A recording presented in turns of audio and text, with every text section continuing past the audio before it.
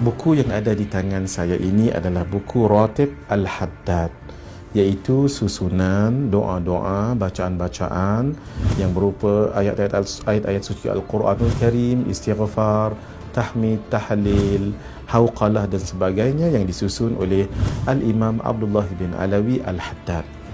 Ratib Al-Haddad merujuk kepada Al-Imam Abdullah bin Alawi Al-Haddad yang menyusun ratib ataupun bacaan ini.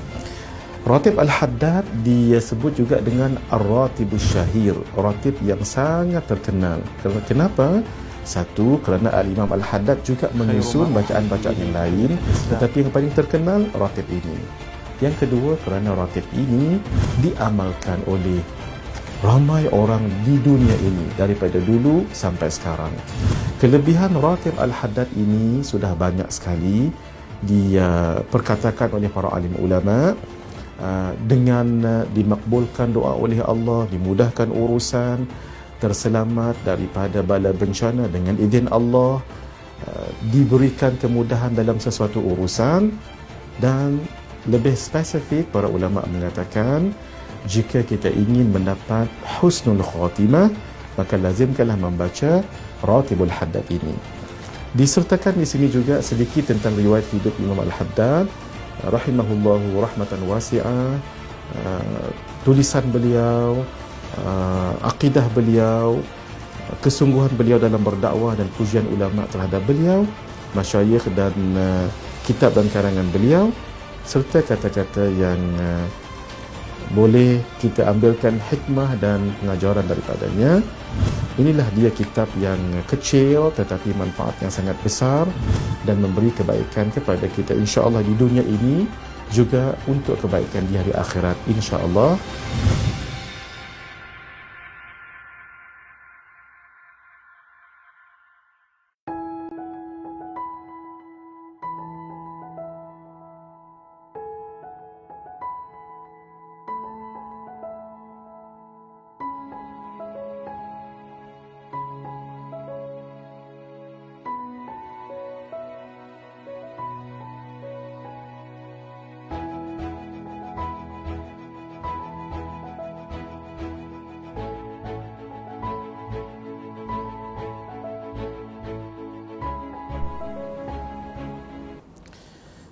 Bismillahirrahmanirrahim. Alhamdulillahirabbil alamin wassalatu wassalamu ala asyrafil anbiya'i wal mursalin wa ala alihi wa sahbihi ajma'in.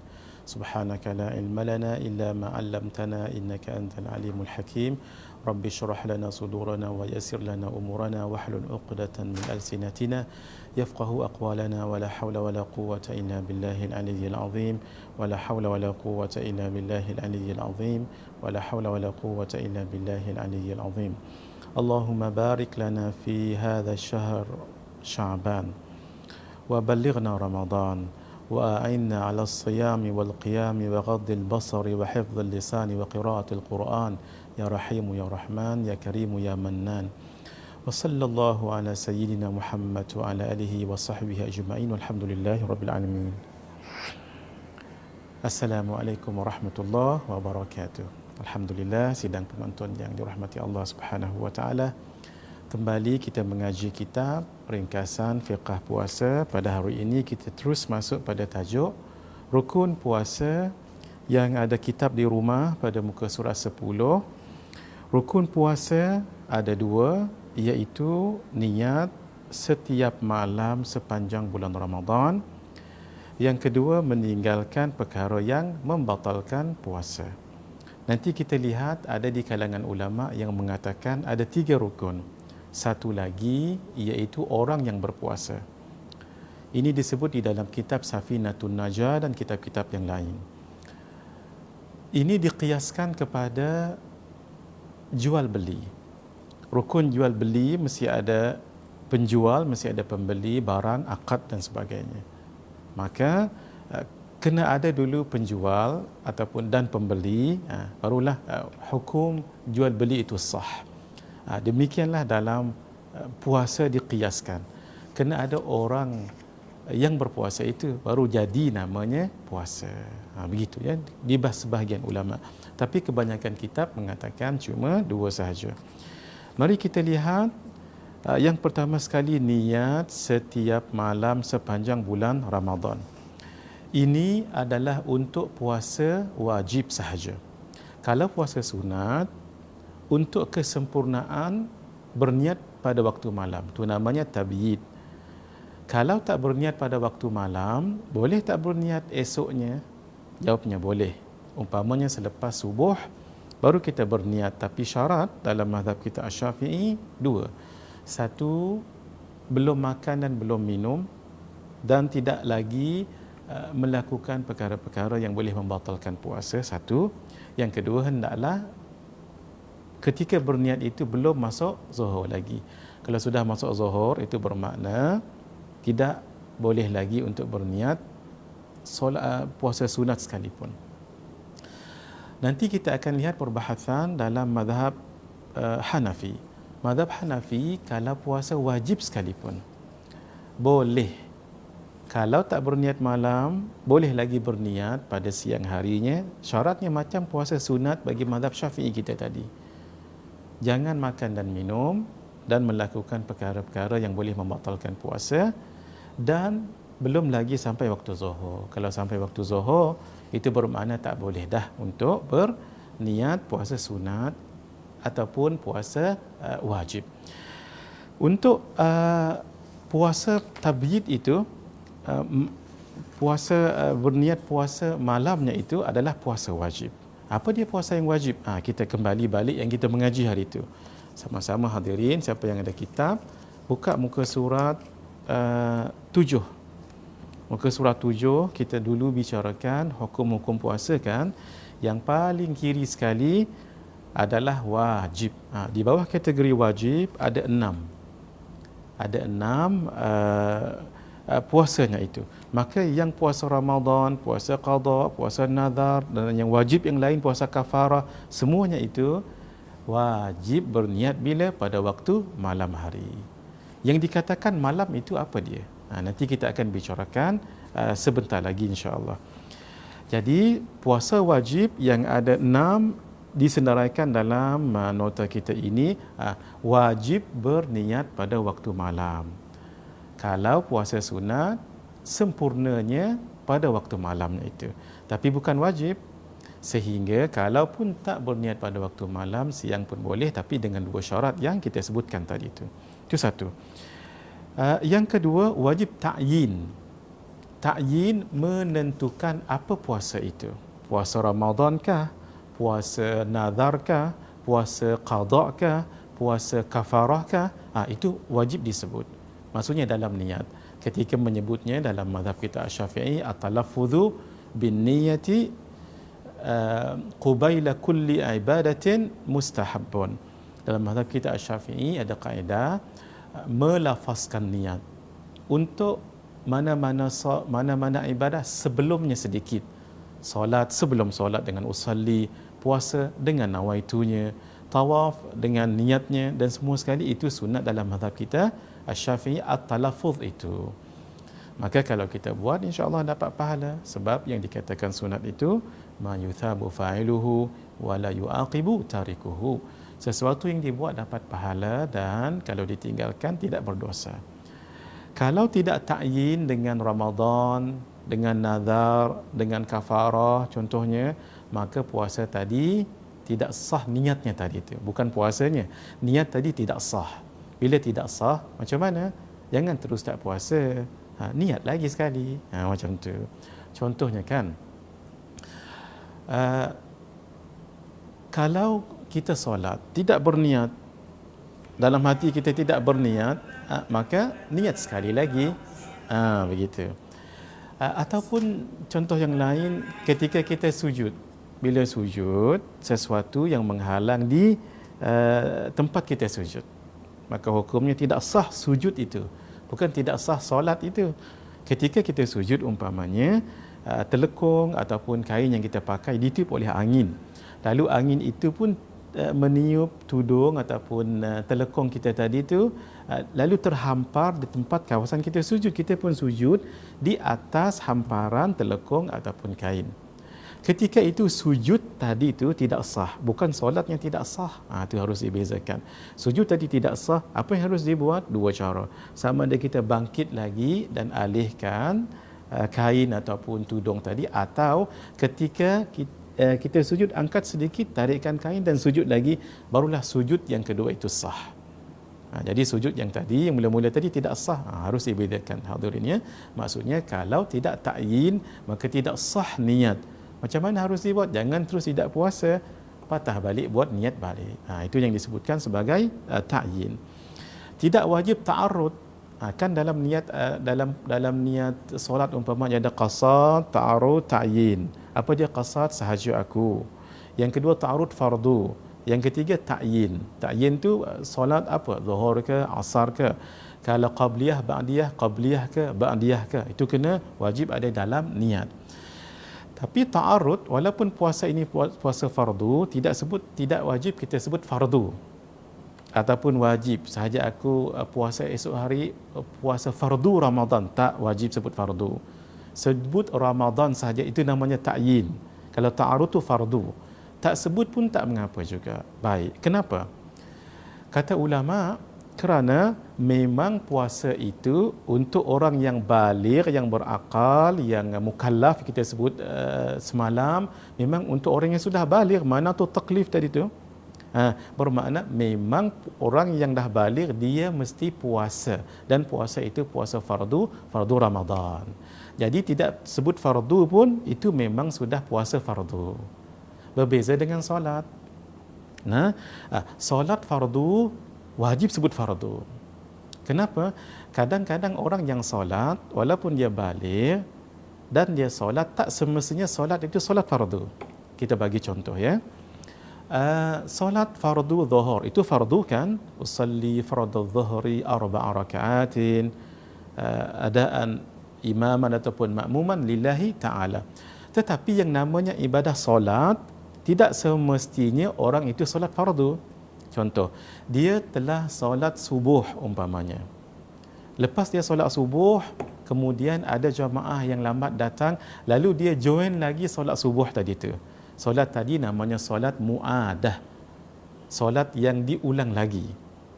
Jadi solat yang pertama subuhnya tadi itu wajib, maka solat yang kedua itu jadi hukumnya sunat, tak semestinya fardu. Boleh hadirin? Bermakna walaupun solat subuh tu fardu kan, tapi ketika dibuat dengan cara muadah, dengan cara sekali lagi, maka itu tidak dianggap fardu, maka jadi sunat solat tadi itu.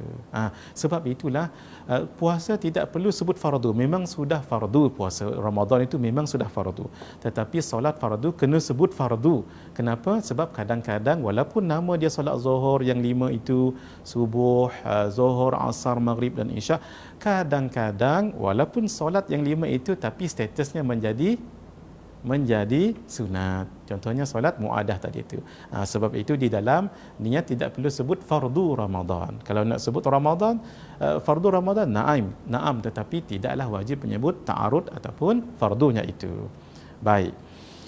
Ghadan, sahaja aku puasa fardu Ramadan esok. Dalam kitab Sabilul Muhtadin li Tafaqquh fi Amriddin, Syekh Muhammad Arsyad Al-Banjari mengatakan wajib. Malah ulama lain pun mengatakan wajib juga esok.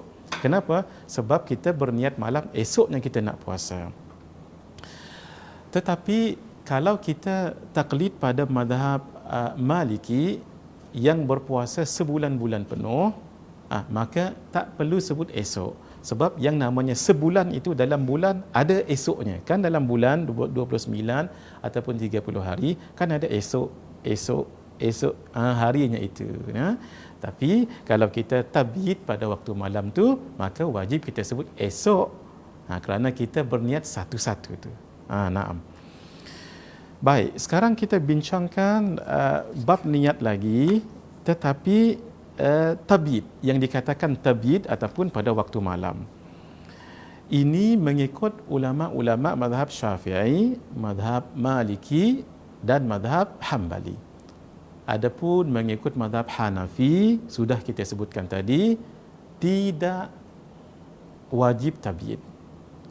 Untuk kesempurnaan sahaja, untuk kesempurnaan maka ditabyidkan, maksudnya diniat pada waktu malam. Apa itu malam? Kita akan lihat sekejap lagi. Malam itu bermula daripada waktu maghrib sampai ke waktu subuh. Sekejap lagi kita akan lihat muka surat yang bicarakan tentang bab malam dan pembahagian malam, insya-Allah. Baik. Untuk puasa sunat berniat pada waktu malam itu untuk kesempurnaan sahaja. Sehingga walaupun tidak berniat malam, ini untuk puasa sunat ya. Puasa sunat banyak sekali kita lihat dalam pengajian kita yang lepas, banyak sekali. Malah dalam kitab-kitab yang lain disebut beberapa puasa sunat yang tidak pun saya sebut kat sini. Nah, antaranya puasa di sebahagian kitab menyebutkan hari Isra' dan Mi'raj. Itu berpuasa juga. Kerana hari-hari yang besar-besar. Nah, itu sudah kita bicarakan. Baik, untuk malam itu dikira daripada maghrib sampai ke subuh. Mari kita lihat pada muka surat 11 hadirin yang ada kitab di rumah. Masya Allah, tabarakallah. Baik, pembahagian malam iaitu saya sengaja letak kat sini 1/3 malam. Malam itu boleh dibagi dengan masyhurnya dengan dua cara. Satu 1/2, yang kedua 1/3. Maksudnya malam itu kan daripada maghrib sampai ke subuh. Ini namanya malam. Boleh dibagi dengan dua cara. Yang masyhurnya 1/2. Maksudnya sini 1/2, ini 1/2.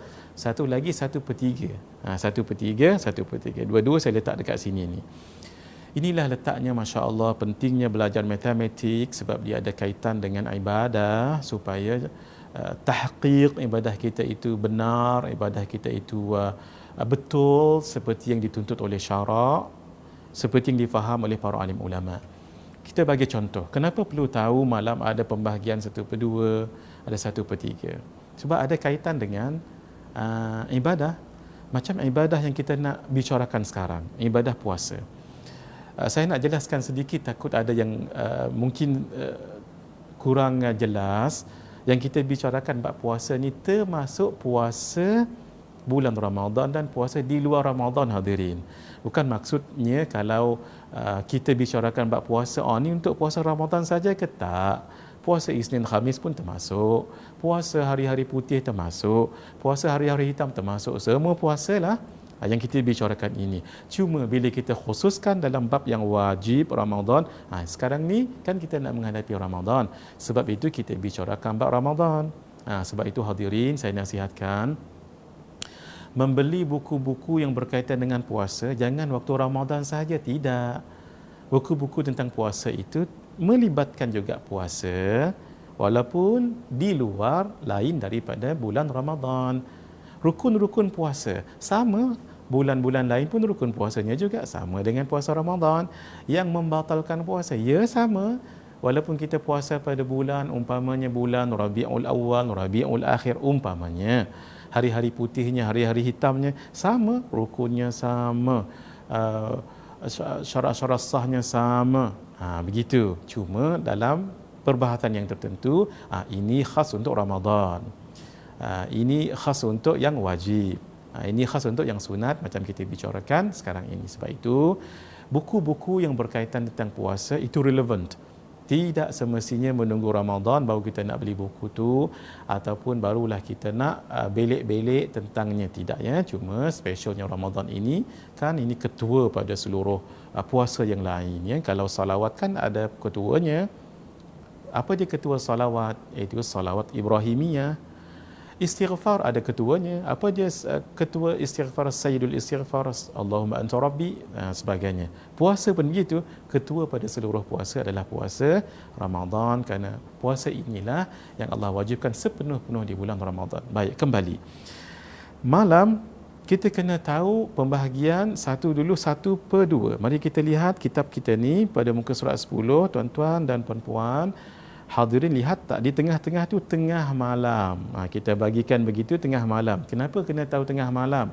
Terutama sekali kita bicarakan bab puasa sekarang ini, yang namanya sahur itu, fadilat sahur itu bermula selepas tengah malam. Sebab itu di sini kita tulis nota bermula waktu sunat sahur, waktu fadilah.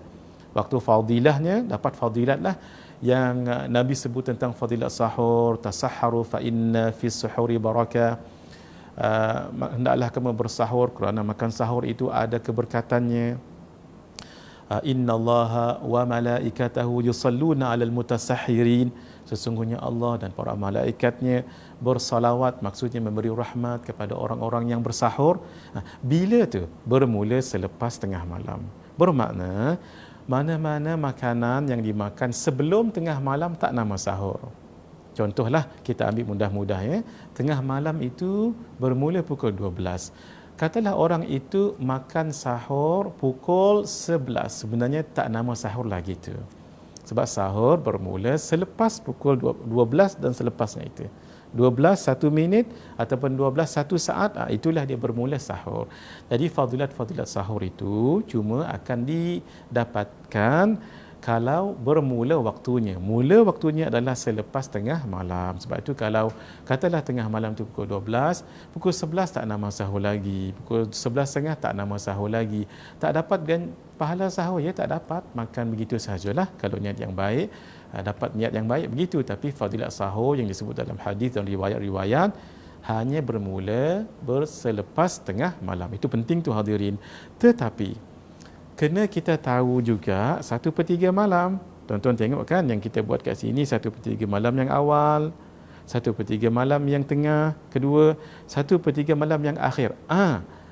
Kalau sahur dapat fadilatnya selepas tengah malam, itu fadilat, tapi afdal. Kena bezanya dalam Islam, dalam hukum ada yang namanya fadilat, kelebihan. Afdal, yang lebih banyak fadilatnya. Hasan, baik. Ahsan, yang lebih baik. Begitu ya. Mari kita lihat 1/3 malam yang sebelah kanan tuan-tuan, puan-puan itu. Baik, di situ saya letak bermula waktu sahur paling utama, afdal. Beza tak kat situ? Sebab itu penting. Penting dalam ilmu matematik ni kita kena tahu ya. Dan malam itu fleksibel sebab dia berubah dalam setiap 5 hari, dia berubah setiap 5 hari, dia berubah waktunya ya. Walaupun sedikit, tapi kita kena ambil berat juga dalam waktu-waktu sebegini. Bermakna kalau selepas tengah malam itu dapatlah fadilat sahur, tetapi afdalnya 1/3 malam yang akhir. Tapi lebih lagi afdal hampir-hampir dekat nak waktu subuh, iaitu dalam 10 minit, dalam 15 minit sebelum waktu subuh. Sebelumnya itu, waktu tu cantiklah kalau kita nak makan sahur, sebab boleh berhenti sebelum waktu subuh, tu namanya imsak. Baik, jadi 1/3 malam itu bermulalah waktu sahur paling utama, afdal kalau nak mula waktu tu ya. Lebih kurang dalam buku 3 lebih kurang macam tu, tapi tidak secara tepat. Dan berhenti sunat imsak, iaitu berhenti sahur lebih kurang 10 sebelum azan subuh. Masya-Allah, terlepas pandang kat situ ya hadirin. Tolong diletakkan situ 10 minit. 10 minit sebelum azan subuh, bukan 10 saja, takut tak jelas nanti. Baik. Begitulah juga yang dikatakan malam. Baik, kita sekarang cerita tentang niat kan, yang dikatakan tabyid, iaitu berniat pada waktu malam bermula daripada maghrib, sama-sama lihat, sampai ke subuh. Mana-mana waktu tu boleh kita berniat. Hatta ketika kita buka puasa, dalam hati esok saya nak puasa Ramadan, maka sah. Sudah cukup, sekali pun cukup dah. Alhamdulillah di Malaysia kita ada satu yang baik dan mudah-mudahan diteruskan. Iaitu selepas solat berjamaah tarawih dan witir, imam akan lead membaca, sama-sama kita baca para jamaah, kata tuan imam ya, nawaitu sawma ghadin an ada'i faradhi syahri ramadhani hadhihi sanah lillahi ta'ala. Tak cukup dengan itu, dibaca lagi terjemahannya, sahaja aku puasa esok hari bagi menunaikan kefarduan bulan Ramadan tahun ini kerana Allah Ta'ala. Itu sangat bagus sekali hadirin. Kenapa nak peringatkan orang? Takut-takut lupa? Naam. Sebab kita nanti saya akan bicarakan ya. Siapa yang tak berniat pada waktu malam ni mazhab Asy-Syafi'i, esok hari ya Allah, lepas subuh baru dia teringat, Allah lupa berniat malam tadi. Apa hukumnya? Berat juga. Hukumnya ialah dia wajib imsak. Maksudnya, dia tak boleh makan, tak boleh minum seperti mana orang berpuasa walaupun dia tak puasa. Kenapa? Denda sebab dia malam tadi tak berniat puasa wajib. Masya Allah, cuba tuan-tuan lihat, dia punyalah panjang daripada maghrib sampai ke subuh, punyalah panjang waktu tu. Satu. Yang kedua, berniat bukan payah sangat. Kan niat dalam hati, melafazkannya sunat. Mana-mana pun, Masya Allah, hatta kata ulama, nah begini ya, katalah lepas maghrib, terus kita berniat. Nah, dan lepas berniat itu, macam biasa kita makan, kita minum, maaf ya, mungkin ada yang bersama dengan pasangan masing-masing, tidak membatalkan niat yang kita buat tadi itu. Yang penting berniat walaupun sekali. Boleh hadirin, sebab itulah siapa yang tidak berniat dalam mazhab kita Asy-Syafi'i, esok harinya tak boleh dia makan, tak boleh dia minum. Imsak menjadi wajib baginya sebagai denda kerana tak lakukan perkara yang sangat mudah satu, yang sangat panjang masanya pun dia tidak lakukan juga. Jadi inilah yang penting kita tahu, malam itu dibagi dengan 1/2 dan dibagi dengan 1/3. Sedikit saya ambil faedah. Dalam waktu haji, dalam manasik haji dan ibadah-ibadah yang ada dalam perkara haji, tengah malam itu sangat penting. Kenapa? Kerana antara perkara wajib haji ialah bermabit di Muzdalifah, iaitu ketika kita keluar daripada bumi Arafah, paling bagusnya selepas maghrib, maka kita menuju ke Muzdalifah, bumi Muzdalifah, untuk kita bermabit. Baik, apa maksud mabit? Mabit bermaksudnya bata yabitu baitan, maksudnya bermalam. Kalau kita sebut tabyid, berniat pada waktu malam.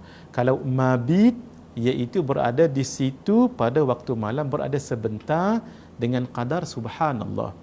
Cukup, walaupun tak tidur, walaupun tak berehat. Tapi syarat ini yang penting tadi, hendaklah berada di bumi Arafah sebentar, sekejap, walaupun dengan qadar subhanallah, tetapi bermula selepas tengah malam. Ini yang penting tadi tu.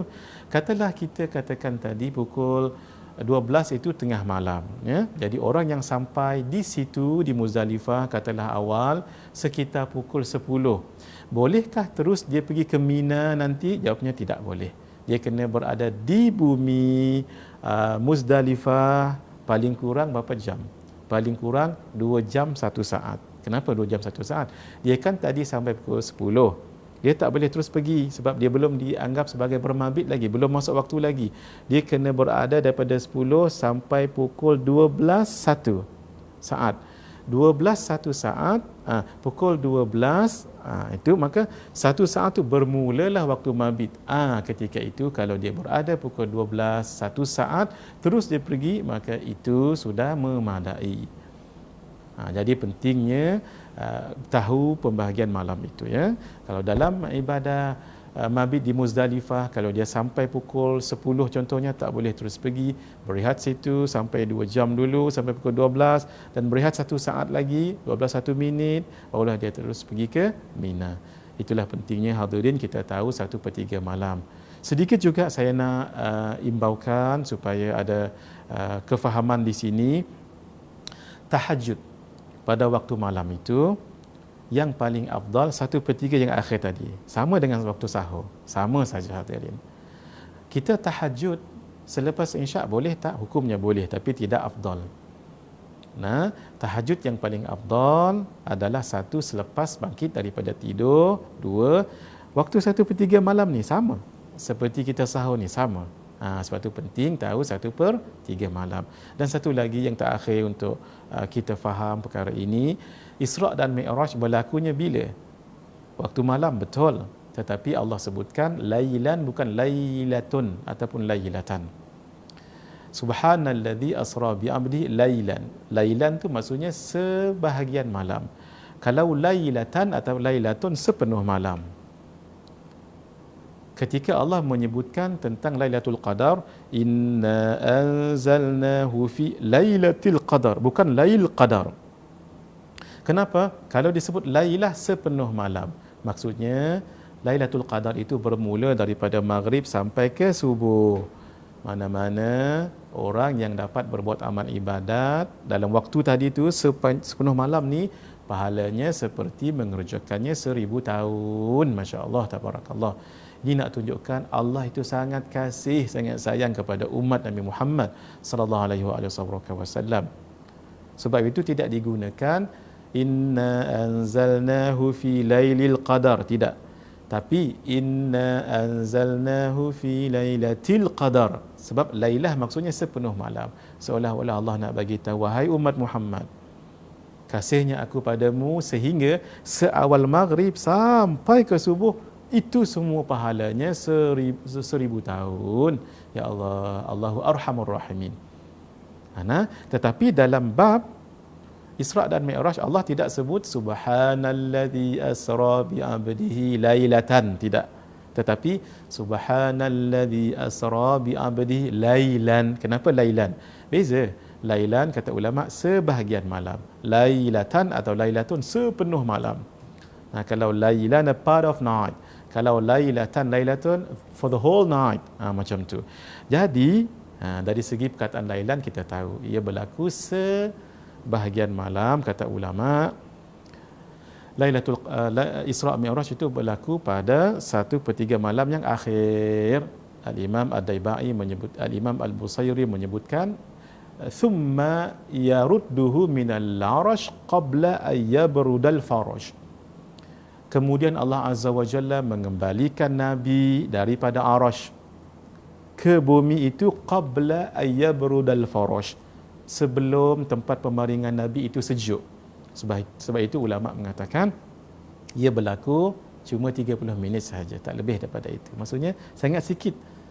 Sangat besarlah kalau nak cerita tentang Isra' Mi'raj panjang, nanti kesempatan yang lain insya-Allah. Baik hadirin, itu sedikit faedah, mudah-mudahan kita faham. Jadi berniat tadi pada waktu malam, bila tadi maghrib sampai ke subuh. Masya-Allah, tabarakallah. Naam. Mari kita lihat sabda Nabi sallallahu alaihi wasallam. Nabi mengatakan man lam yubayyiti as-siyama qabla al-fajri fala siyama lahu. Sesiapa yang tidak memalamkan niatnya, maksud berniat pada waktu malam sebelum fajar, ai fajar sadiq, bukan fajar kadhib. Fajar kadhib itu waktu itulah kita sunat berhenti makan, tu namanya imsak. Tapi ini fajar apa? Fajar sadiq. Sesiapa yang tidak berniat pada waktu malam, kata Nabi, sebelum sampai fajar sadiq, fala siyama lahu, maka tidak ada siyam baginya, maksud tidak ada sahlah puasa baginya. Baik. Dalam mazhab kita Asy-Syafi'i, wajib berniat pada setiap malam. Begitu juga dalam mazhab Hambali.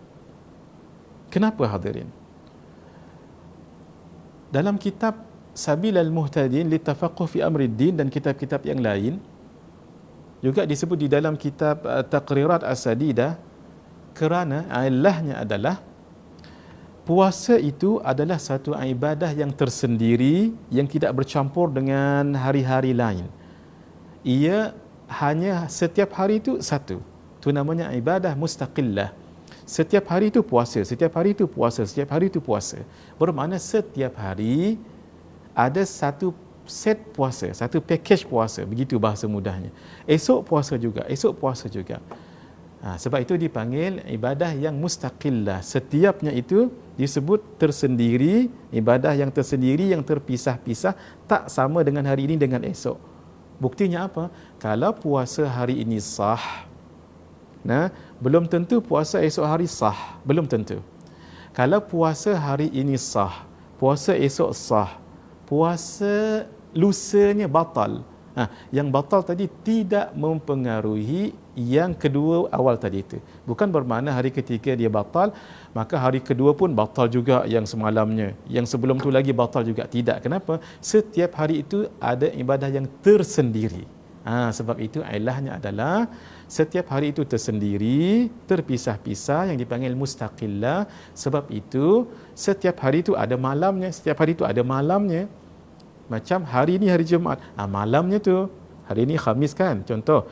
Ni Khamis, malam ni malam Jumaat. Malamnya malam Jumaat, esoknya kan hari Jumaat, bermaksud setiap hari itu ada malamnya. Setiap hari ada malamnya. Itu bermakna malam tu dengan harinya esoknya itu satu package. Satu package. Tidak mencampuri yang sebelah tu. Sebab itu dalam mazhab kita Asy-Syafi'i, kenapa kita wajib berniat puasa setiap malam? Kerana setiap hari itu adalah hari-hari yang tersendiri, ibadah yang tersendiri, ibadah yang mustaqillah, ibadah yang berpisah-pisah, terpisah-pisah daripada yang lain. Begitu. Tetapi kalau kita sudah bertaklid dengan mazhab Maliki untuk sebulan puasa diniatkan pada malam yang pertama, maka itu sudah memadai. Sebahagian ulama mazhab kita mengatakan sunat juga supaya kita ihtiyat berhati-hati. Takut ada hari-hari nanti yang kita tak niat berpuasa, lupa, maka sah sebab kita dah berniat malam pertama tu mengikut mazhab kita, mengikut mazhab Imam Maliki. Tetapi setelah kita berniat pada malam yang pertama mengikut mazhab Maliki ataupun Imam Malik, tetap juga setiap malam yang seterusnya kita berniat setiap malam. Pun begitu, kalau ditakdirkan lupa, maka tidak mengapa untuk meneruskan puasa sebab kita sudah taklid mazhab Maliki. InsyaAllah hadirin, kita berehat sebentar dalam 5 minit dan kita akan sambung selepas itu insyaAllah. Hadza wabillahi taufiq wal hidayah. Wassalamualaikum warahmatullahi wabarakatuh.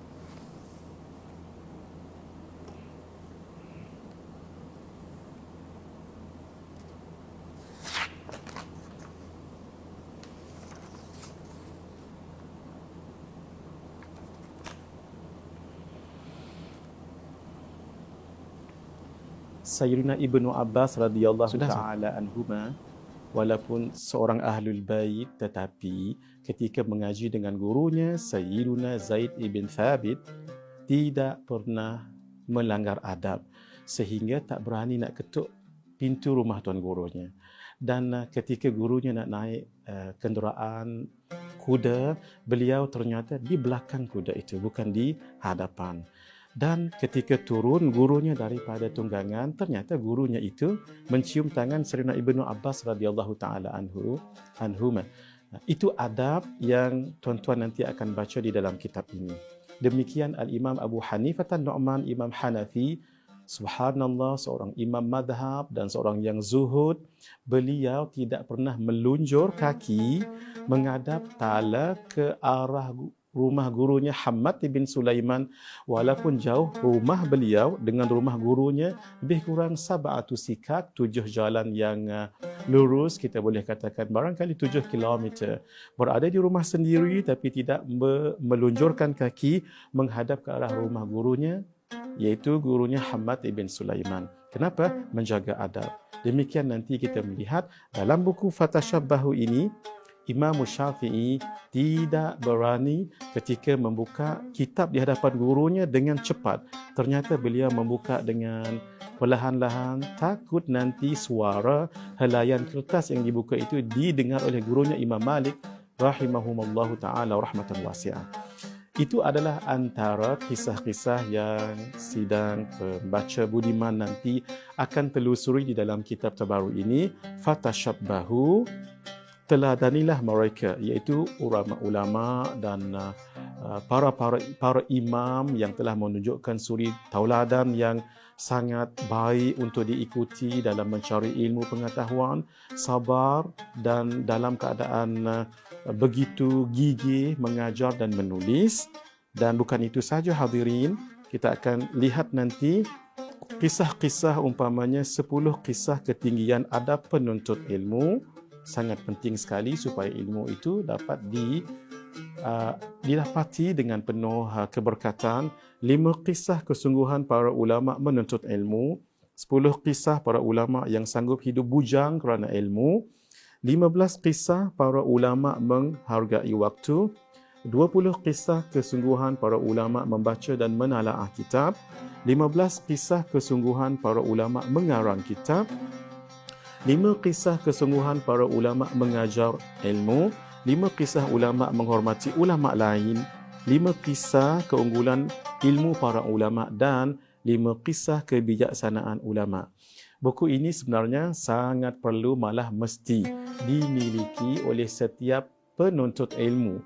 Apakah berstatus murid ataupun pelajar ataupun mahasiswa ataupun barangkali pelajar di pondok, pesantren, madrasah dan sebagainya.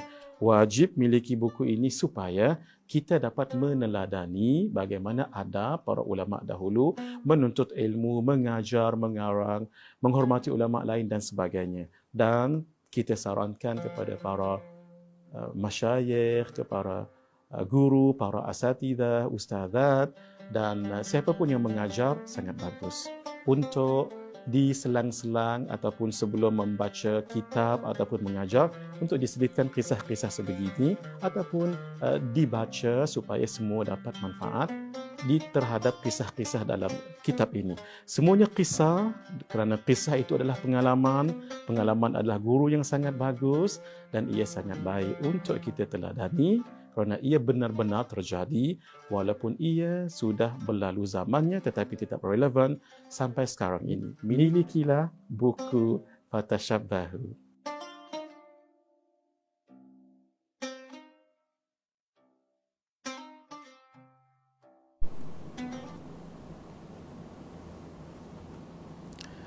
Bismillahirrahmanirrahim. Assalamualaikum warahmatullahi wabarakatuh. Kita sambung tentang niat tadi. Dalam kitab Fathul Mu'in disebutkan sunat kalau kita ikut mazhab Imam Malik yang berniat untuk seluruh puasa Ramadan pada awal malam Ramadan itu. Untuk perempuan yang haid ataupun nifas, ketika 1 Ramadan, 2 Ramadan, 3 Ramadan masih belum suci, ketika dia suci pada 4 Ramadan waktu asar umpamanya, maka malamnya itu, maksudnya hari yang keempat, malam yang kelima, esok hari yang kelima, malam itu boleh mereka untuk berniat sepenuh-penuh bulan Ramadan. Sebab kan yang pertama tu mereka haid ketika itu, Ramadan pertama, kedua, tiga, keempat. 4 waktu asar tu baru dia suci umpamanya. Jadi ketika malam kelima, esok hari kelima, malamnya itu mereka boleh berniat dengan cara mazhab Imam Malik. Sebab walaupun hari yang masuk hari yang kelima Ramadan tetapi hari pertama bagi mereka sebab baru suci daripada haid dan nifas. Itu untuk special yang menghadapi haid ataupun nifas. Baik. Di dalam kitab Hasyiyata Qalyubi wa Umairah disebutkan begini. Wa yundabu ayyanwiya awwala lailatin sawma syahri Ramadan aw sawma Ramadan kullahu liyanfa'ahu taqlidul imami Malikin fi yawmi nasiya niyyata fihi mathalan li'annaha indahu takfi li jami'i syahr wa indana lil lailatil ula faqat. Ini disebut di dalam kitab Al-Qalyubi wa Umairah. Dalam Hasyiah Qalyubi dan Umairah disebut disunatkan untuk berniat pada awal malam bulan Ramadan ataupun pada puasa Ramadan keseluruhannya pada malam yang pertama tu. Kenapa? Untuk mengikut Imam Malik pada takut-takut hari yang dilupakan niat padanya. Maksudnya ada hari yang kita lupa berniat padanya. Kerana bagi Imam Malik berniat satu malam itu takfi li jami'i syahr, sudah mencukupi untuk keseluruhan bulan Ramadan 29 atau 30 hari.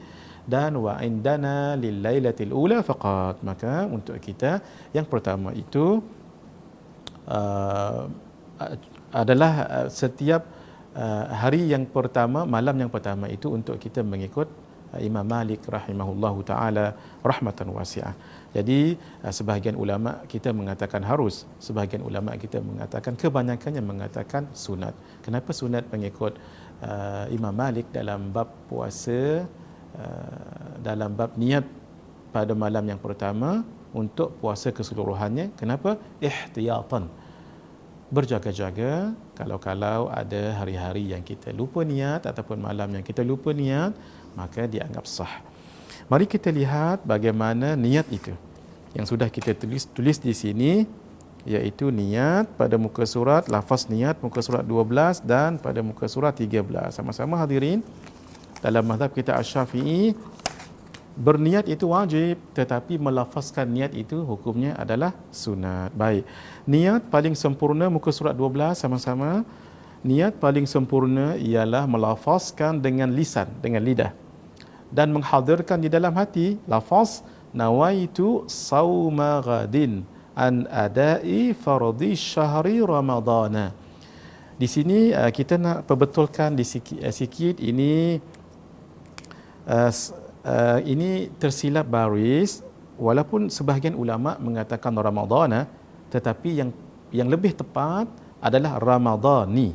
Ini disebut oleh kebanyakan ulama, bukan ramadana.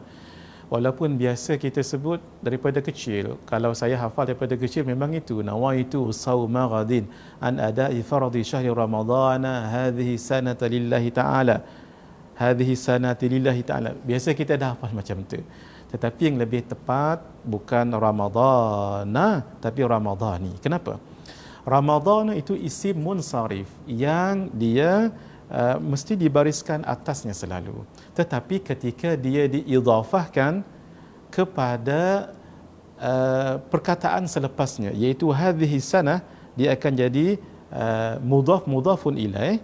Jadi kata ulama, walaupun dia asalnya ramadana, tapi kerana dia menjadi mudhafun ilaih, diidhafahkan kepada isim selepasnya hadhihi sanah, maka dia menjadi ramadani. Maka kita betulkan, ya. Di sini ramadani lebih tepat, walaupun ada ulama mengatakan ramadana, tapi yang lebih tepat ini saya nukilkan di dalam beberapa kitab, antaranya yang disebut di dalam kitab Qutul Habibil Gharib yang dikarang oleh Syekh Muhammad Nawawi ibn Umar al-Bintani. Beliau sangat alim sekali, masya-Allah. Beliau dikatakan An-Nawawi Athani. Kalau Imam Nawawi, Al-Imam Abu Zakaria Yahya ibn Sharaf, Imam Muhyiddin An-Nawawi yang meninggal pada tahun 676 Hijriah itu, beliau Imam Nawawi yang kita kenal. Imam Nawawi yang kedua Athani, itu disebut siapa orangnya? Syekh Muhammad Nawawi Al-Bintani, sangat alim, sahibul muallafat, dan beliau mengatakan dalam kitabnya Qutul Habibil Gharib, paling sempurna niat itu begini: nawaitu sauma ghadin an ada'i fardhi ramadani hadhihi sanati lillahi ta'ala. Sama macam yang kita tulis kat sini, cuma saya tersilap meletakkan ramadana, dia yang asal yang paling tepat ramadani. Juga disebut oleh Syekh Zainuddin Al-Ma'bari ataupun Al-Malibari di dalam kitab beliau yang sangat terkenal Fathul Mu'in. Beliau juga menyebutkan niat yang sempurna itu dengan nawaitu sauma ghadin an ada'i fardhi ramadani, bukan ramadana. Boleh rujuk dalam kitab Hasyiyah I'anatul Talibin kemudian, dan Al-Imam Al-Baijuri juga mengatakan sedemikian. Dalam kitab I'anatul Talibin, Syekh Said Bakri Syata Ad-Dimyati, beliau juga mengatakan dibaca ramadani, bukan ramadana. Naam. Qauluhu bil jarri li idafatihi lima ba'dahu. Disebut ramadani kenapa? Sebab idafahnya kepada isim selepasnya. Ai yuqra ar-ramadani bil jarri bil kasrah, dibaca dengan kasrah, li kaunihi mudafan ila ma ba'dahu, kerana dia mudaf kepada yang selepasnya itu. Wa huwa isim isyarah hadhihi. Begitu.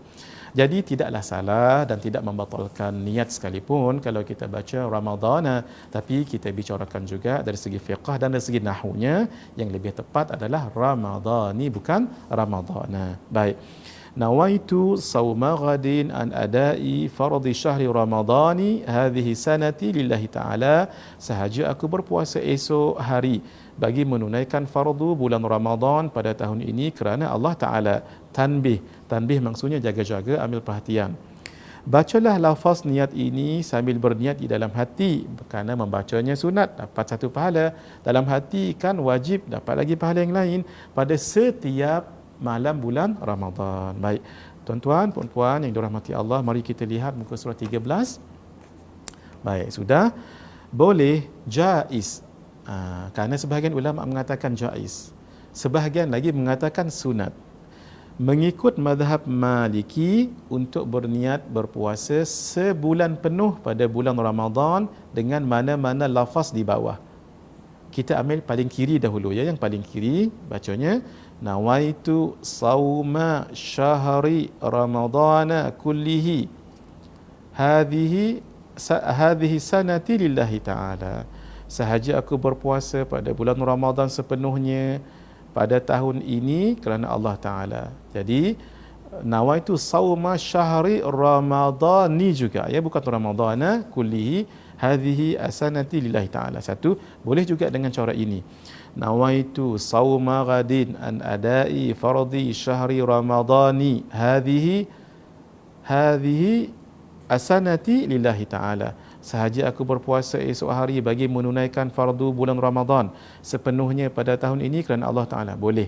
Ataupun satu lagi ni jarang kita buat, tapi saya jumpa di dalam kitab, nawaitu sauma jami'i syahri ramadani hadhihi sanati taqlidan lil imami malikin faradan lillahi ta'ala. Sahaja aku berpuasa seluruh bulan Ramadan pada tahun ini taklid, mengikut kepada Imam Malik kerana Allah Ta'ala. Boleh mana-mana. Kalau tak boleh berbahasa Arab, pakai bahasa Melayu pun tak apa juga. Dan cara bahasa Melayunya sudah kita tuliskan di bawah ini. Tanbih, diingatkan, bacalah lafaz niat ini sambil berniat di dalam hati pada malam pertama bulan Ramadan. Tetapi untuk yang haid dan nifas tadi itu, ketika malam pertama mereka sudah suci, itulah malam pertama bagi mereka itu. Baik. Hadirin, mari kita lihat selepas berniat malam tidak batal niat jika makan, minum, bersama dengan suami ataupun isteri, muntah sekalipun walaupun dengan sengaja. Tapi jangan sampai masuk esok hari esoklah, malamnya tu muntah. Lagu mana tak tahu, jolok saja, jolok keluar muntah. Sah tak sah? Sah, niatnya masih sah selama mana belum sampai lagi esok. Sebab muntah dengan sengaja, dengan cara menjolok lidah, menjolok jari dalam tu, tu dikira membatalkan puasa. Tu kita cerita kemudian nanti. Baik. Ada permasalahan yang dipanggil sebagai furu' masail sedikit. Ini sekadar sahaja, yang penting-penting sudah kita bicarakan. Dalam kitab Sabilal Muhtadin, kalau orang itu ketika siang dia syak, dah niat ke belum? Dia masuk pukul 10, niat tak lagi. Ketika sebelum zuhur baru dia ingat, baru sudah, maka sah. Tapi kalau selepas zuhur dan selepasnya itu tidak sah, sebab waktunya sudah senggang, tak ingat itu sudah lama sangat. Ini disebut di dalam kitab Sabilal Muhtadin. Baik. Mari kita lihat perbezaan niat puasa wajib dan puasa sunat. Muka surat 14 sama-sama hadirin. Baik. Untuk waktu niat, puasa wajib, apa dia puasa wajib? Kembali balik ke nota yang kita sebutkan hari itu, puasa Ramadan, puasa kafarah, puasa nazar, dan yang lain-lain tu. Ini wajib waktu malam yang diistilahkan dengan tabyid. Daripada maghrib sehingga sebelum subuh. Ni difahami bahasa hukum ni. Daripada maghrib sampai ke subuh, maksudnya mana-mana waktu. Bukan berniat daripada maghrib sampai 10 tak ada, sampai subuh tak ada kerja lain kita. Gitu juga ya. Nanti kita akan bicarakan perkara sunat yang kita lakukan di bulan Ramadan. Antaranya bila masuk 10 yang akhir, Nabi akan mandi bainal saya tak ingat bahasanya, Nabi mandi di antara dua azan, iaitu maghrib dengan isyak. Bukan mandi daripada maghrib sampai isyak, bukan. Maksudnya mandi mana-mana waktu daripada maghrib sampai isyak. Itu bahasa hukum, walaupun nampak biasa, tapi difahami bahasanya dengan betul.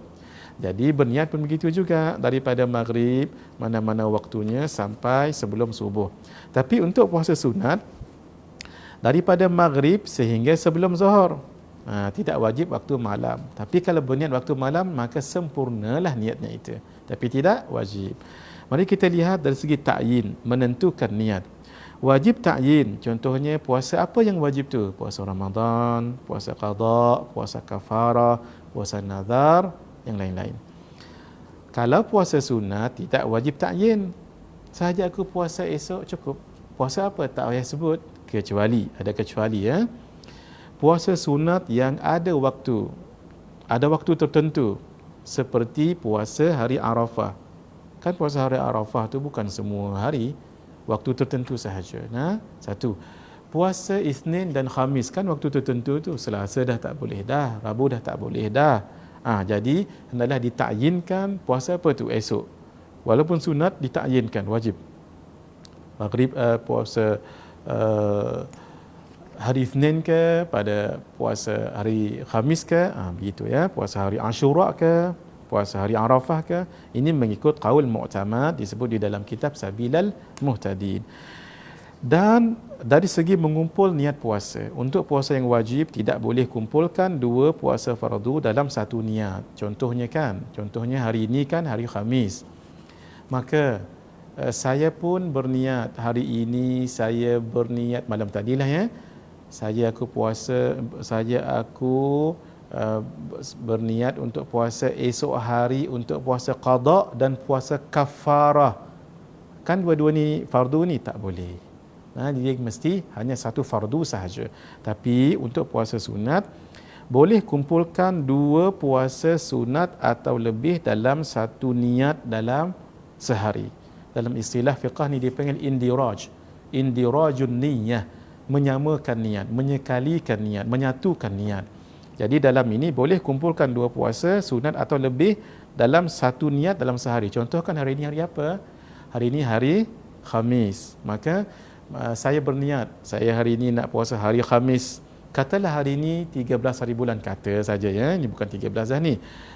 Saya berpuasa hari Bid sebab 13. Katalah bulan ni bulan Rajab. Kan bulan Rajab termasuk bulan-bulan haram, al-ashhurul hurum, maka 3 kat situ tu. Maka saya boleh 3 ini sahaja ke puasa esok untuk hari Khamis dan hari putih dan puasa bulan Rajab boleh digabungkan 3 sekali boleh. 2 ataupun 3 pun boleh juga. Cuma nanti kita akan bahaskan nanti di akhir perbahasan tentang puasa nanti, apa hukum kalau kita nak qada di bulan Syawal. Apakah boleh kita puasa qada niat sekali dengan Syawal?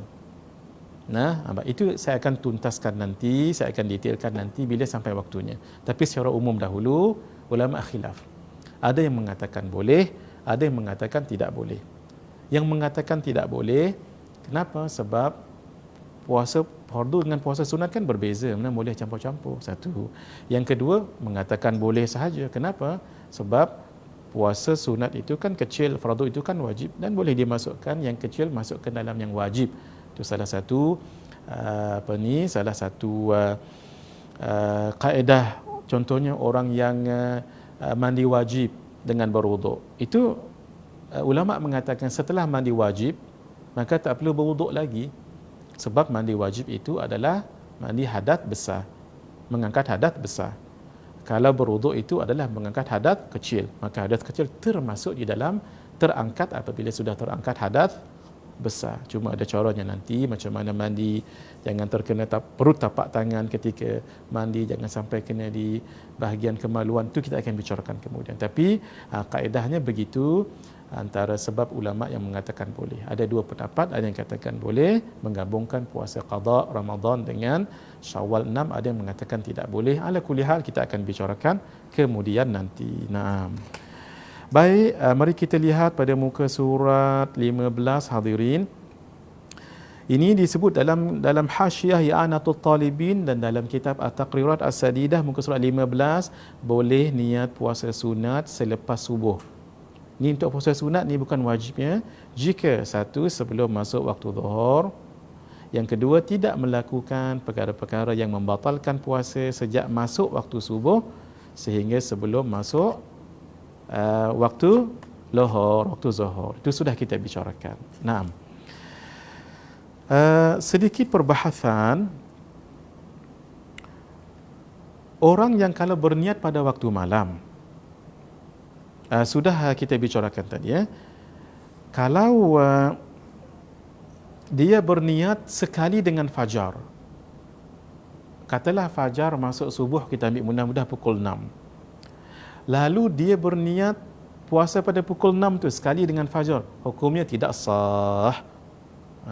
Naam.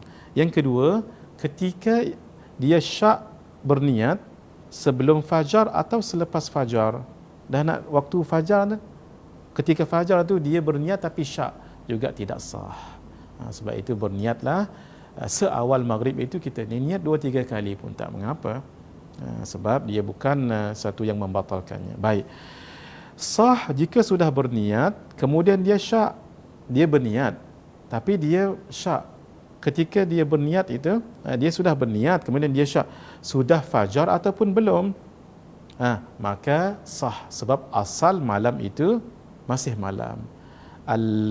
Dalam kaedah al-aslu al-aslu al-baqa'u, asal pada waktu malam itu memang masih waktu malam lagi. Karena itu ketika dia berniat pada waktu malam, lepas dia berniat, maka dia syak, dah waktu fajar ke belum?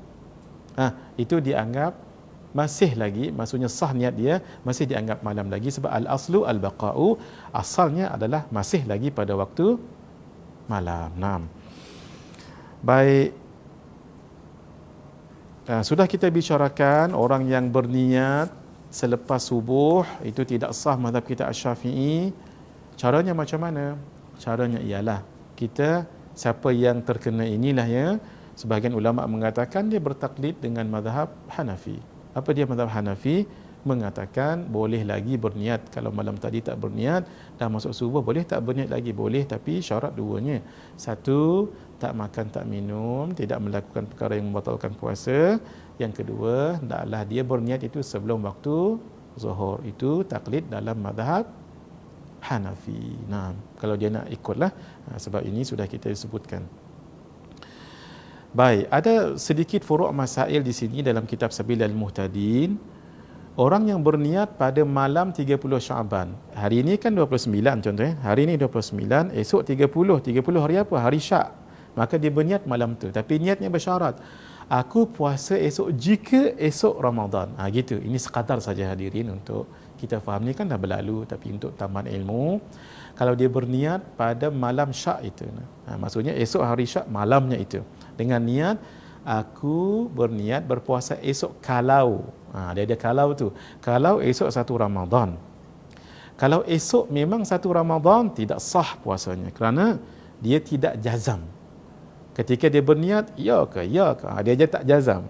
Jadi bila tidak jazam itu, maka niat perlukan jazam, pasti. Maka dia tidak sah puasanya itu, sebab niatnya tidak sah. Tapi beza dengan dhan. Contohnya, dia dhan, dia tak berapa yakin tapi dia dhan esok Ramadan. Kenapa? Sebab ada orang yang dia dengar dan orang tu dipercayai. Mungkin orang itu seorang hamba tapi dipercayai, seorang perempuan tapi dipercayai, orang yang fasik walaupun dirinya fasik tapi dalam bab mengkhabarkan begini dia orang yang boleh dipercayai. Ataupun murahiq ni adalah kanak-kanak yang hampir-hampir nak baligh, ataupun kanak-kanak tapi kanak-kanak yang mumayyiz, yang boleh membezakan mana yang makanan, mana yang bukan makanan, yang boleh beristinja dengan caranya, dengan dia sendiri. Itu maksudnya orang yang sudah berakal dan mumayyiz, membezakan mana satu yang najis, mana satu makanan, dia yang bagi tahu itu. Ataupun malam tu dia tengok ada orang pasang pelita di masjid. Zaman dulu kan berpelita. Ataupun ada orang bedil, orang lepaskan bedilan. Zaman dulu kan kalau nak bagi tahu sesuatu yang penting dengan bedil. Ataupun ada yang pukul beduk. Itu tanda-tanda masuk Ramadan. Lalu dia berpegang pada itu. Lalu malam tu dia berniat esok puasa, maka sah. kerana jazam dalam niat. Jika esok puasa Ramadan tak perlu memperbaharui niat lagi. Begitu. Nah. Baik, untuk yang terakhir dalam furuk masail kita, niat malam ke-30 Ramadan, maksudnya pada hari ke-29. Malamnya malam 30 kan, jadi esok puasa ke hari raya sah kerana asalnya memang Ramadan. Boleh hadirin, beza dengan yang tadi tu. Kalau hari esok Syak, malam ni dia berniat, esok masih Ramadan, masih Syaban 30 ke ataupun dah satu Ramadan, lalu dia niat. Tapi niat dia bersyarat, aku berpuasa esok hari kalau satu Ramadan. Kalau tu bermakna dia tidak jazam dalam niat, puasanya tadi tidak sah, maka tidak sah puasanya. Batal puasanya. Berbeza dengan esok raya ke esok masih 30 Ramadan, dia pun berniat. Malam tu dia berniat untuk esok berpuasanya. Maka kalau esok satu masih lagi Ramadan 30, maka sah. Sebab memang asal Ramadan itu masih ada, cuma 29 ke ataupun 30 ke. Baik. Maaf agak panjang kita bicarakan dalam bab niat ini sebab sangat penting hadirin untuk kita ketahui. Mari kita lihat rukun yang kedua pula. Kembali balik pada muka surat yang ke-10. Meninggalkan perkara yang membatalkan puasa. Sebenarnya yang ini ada satu tajuk khas, jadi sebab tu saya pendekkan saja hari ini. Dia ada 9 ataupun 10. Nanti kita akan bicarakan pada muka surat yang keberapa. Mari kita lihat. Siapa yang ada kitab ini ya, Masya Allah. Pada muka surat yang ke-22.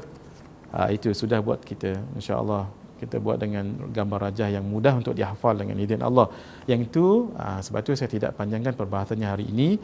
Cumanya meninggalkan perkara yang membatalkan puasa itu dalam keadaan dia sedar dan tahu dia sedang berpuasa. Kalau dia tak sedar, dia tak tahu, mamai ke yang dia tu berpuasa sebenarnya, tapi dia tak sedar, lupa, boleh. Maksudnya tak batal walaupun dia membuat sesuatu yang membatalkan puasa. Contohnya makan. Dia makan, Masya Allah, minum habis satu gelas ayak. Tengok Allah, puasa. Dan time tu juga dia kena berhenti. Tu, tapi jangan alang-alang habis gigi membazir. Tak kena apa saya, dia tak kena waktu dia. Baik. Yang kedua, kemahuan sendiri tidak dipaksa. Kalau orang paksa, setengah ulama mengatakan sah. Contohnya hang minum. Kalau hang tak minum, saya tembak hang. Aku tembak hang. Itu bolehlah dia minum, boleh. Yang ketiga, tidak jahil yang ma'zur, dimaafkan oleh syarak. Contohnya orang tu dia tinggal jauh daripada ulama. Dia orang Islam tapi tinggal jauh daripada ulama. Dia tak tahu perkara yang membatalkan puasa. Rupanya minum seteguk ayak pun batal. Dia tak tahu. Tapi dia bukan seteguk, 3 teguk dia minum dah pun. Jadi dia tak mengapa puasa, dia tak tahu. Yang kedua, baru masuk Islam, Masya Allah, tabarakallah. Maaf, saya teringat satu kisah saja ni. Ini cerita betul. Waktu saya balik ke Kuching Ramadan tahun bila tak tahu, saya berganding dengan seorang pendakwah, ustaz di Sarawak. Dia cerita pengalaman dia berdakwah dengan orang di pedalaman. Satu hari tu dia tengok ada orang tu dia makan mi Maggi tu, dia 2 bungkus. Dia tanya, pasal apa? Orang lelaki ni dia kata, pasal saya dah batal puasa ustaz. Hang lelaki pasal batal puasa lagu mana? Dia kata, dia sirap sayang pisau tu kena kat tangan. Lalu luka keluar darah. Bukankah dalam kitab kata salah satu yang membatalkan puasa keluar darah? Kata ustaz ni. Darah tu darah haid, bukan darah ni. Itu orang yang tak tahu. Lagu mana? 2 bungkus Maggi dah habis. Tak apa. Ketika tu dia kena berhenti. Waktu walaupun dia dah makan 2 bungkus je, tinggal sikit lagi, baru nak habis. Berhenti dalam tu. Dia anggap sah kerana dia baru masuk Islam. Masya Allah, tabarakallah. Baik. Yang terakhir untuk kita bicarakan, setengah kitab menyebut ada satu lagi rukun, namanya orang yang berpuasa. Sudah kita sebutkan tadi. Disebut di dalam beberapa kitab hadirin, Hasyiah Al-Bajuri, kitab Sabil Al-Muhtadin, kitab Safinatun Najah, kitab Taqrirat As-Sadidah pun sebut juga, masya-Allah, orang yang berpuasa itu. Apa qiyasnya? Penjual dalam syarat jual beli tak mungkin jual beli kalau tidak ada penjual. Inilah ini disebut di dalam kitab Nailur Raja. Baik, sudah kita sebutkan tadi puasa, yang dikatakan puasa itu kenapa disebut fardu? Kenapa tidak perlu ta'yin fardu? Sebab yang namanya puasa tak payah lagi lah sebut fardu, sebab orang yang dah baligh itu memang kalau dia berpuasa, memang dia berpuasa fardu. Itu satu. Kenapa tidak solat? Yang dinamakan solat itu tak perlu wajib fardu, sebab nak membezakan. Nah, orang itu kalau dia sembahyang, kalau dia sembahyang fardu contohnya, ada solat fardu yang fardu, ada solat fardu yang hukumnya jadi i'adah.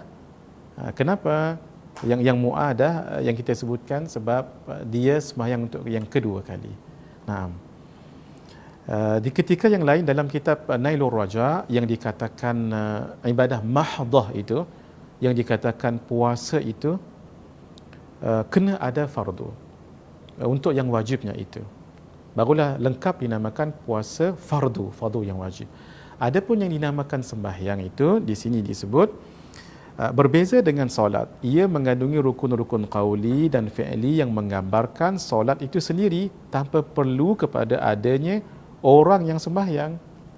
Sebab itu kalau dalam puasa, sebahagian ulama mengatakan, yang kita sebut kitab-kitab tadinya, mesti ada orang yang berpuasa. Maaf tadi takut tersilap. Tidak ada lagi perbahasan ta'arudnya. Ini berbeza perbahasan kenapa perlu orangnya itu. Baik, supaya kita jelas, untuk berpuasa kenapa perlu orang? Bagi pendapat ulama mengatakan, kenapa? Kerana yang dinamakan puasa itu mesti ada orang yang berpuasa. Kalau tak ada orang, siapa lagi nak puasa? Itu nah. Tapi untuk sembahyang, yang dikatakan sembahyang tak perlu orang pun, memang nama dia sembahyang. Pasal apa?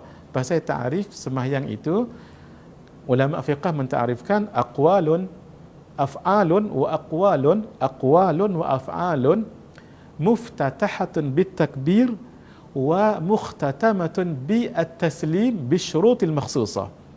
Perkataan-perkataan dan perbuatan-perbuatan yang dimulai dengan takbiratul ihram dan disudahi dengan salam, dengan syarat-syarat yang tertentu. Itulah namanya solat. Tanpa ada orang tetap namanya solat. Sangat bagus sekali dalam kitab At-Taqrirat As-Sadidah ditambah sedikit lagi, ghaliban. Yang namanya solat itu perkataan-perkataan dan perbuatan-perbuatan yang didahului dengan takbiratul ihram, disudahi dengan salam, dengan syarat-syarat yang tertentu. Beliau menambah di dalam kitab At-Taqrirat As-Sadidah ditambah ghaliban, selalunya macam itu. Ini bukan tempat perbahasannya, tapi sedikit sahaja supaya jelas. Kalau dikatakan solat itu mesti ada perbuatan-perbuatan, perkataan-perkataan, tidak semestinya. Sebab itu perkataan ghaliban itu selalunya ada perkataan, ada perbuatan. Contoh, orang yang solat ada perkataan tetapi tidak ada perbuatan. Nama solat tak? Ya, nama solat. Solat apa? Solat jenazah. Ada juga orang yang solat ada perbuatan tetapi tidak ada perkataan. Solat tak namanya solat. Solat apa? Solat orang bisu.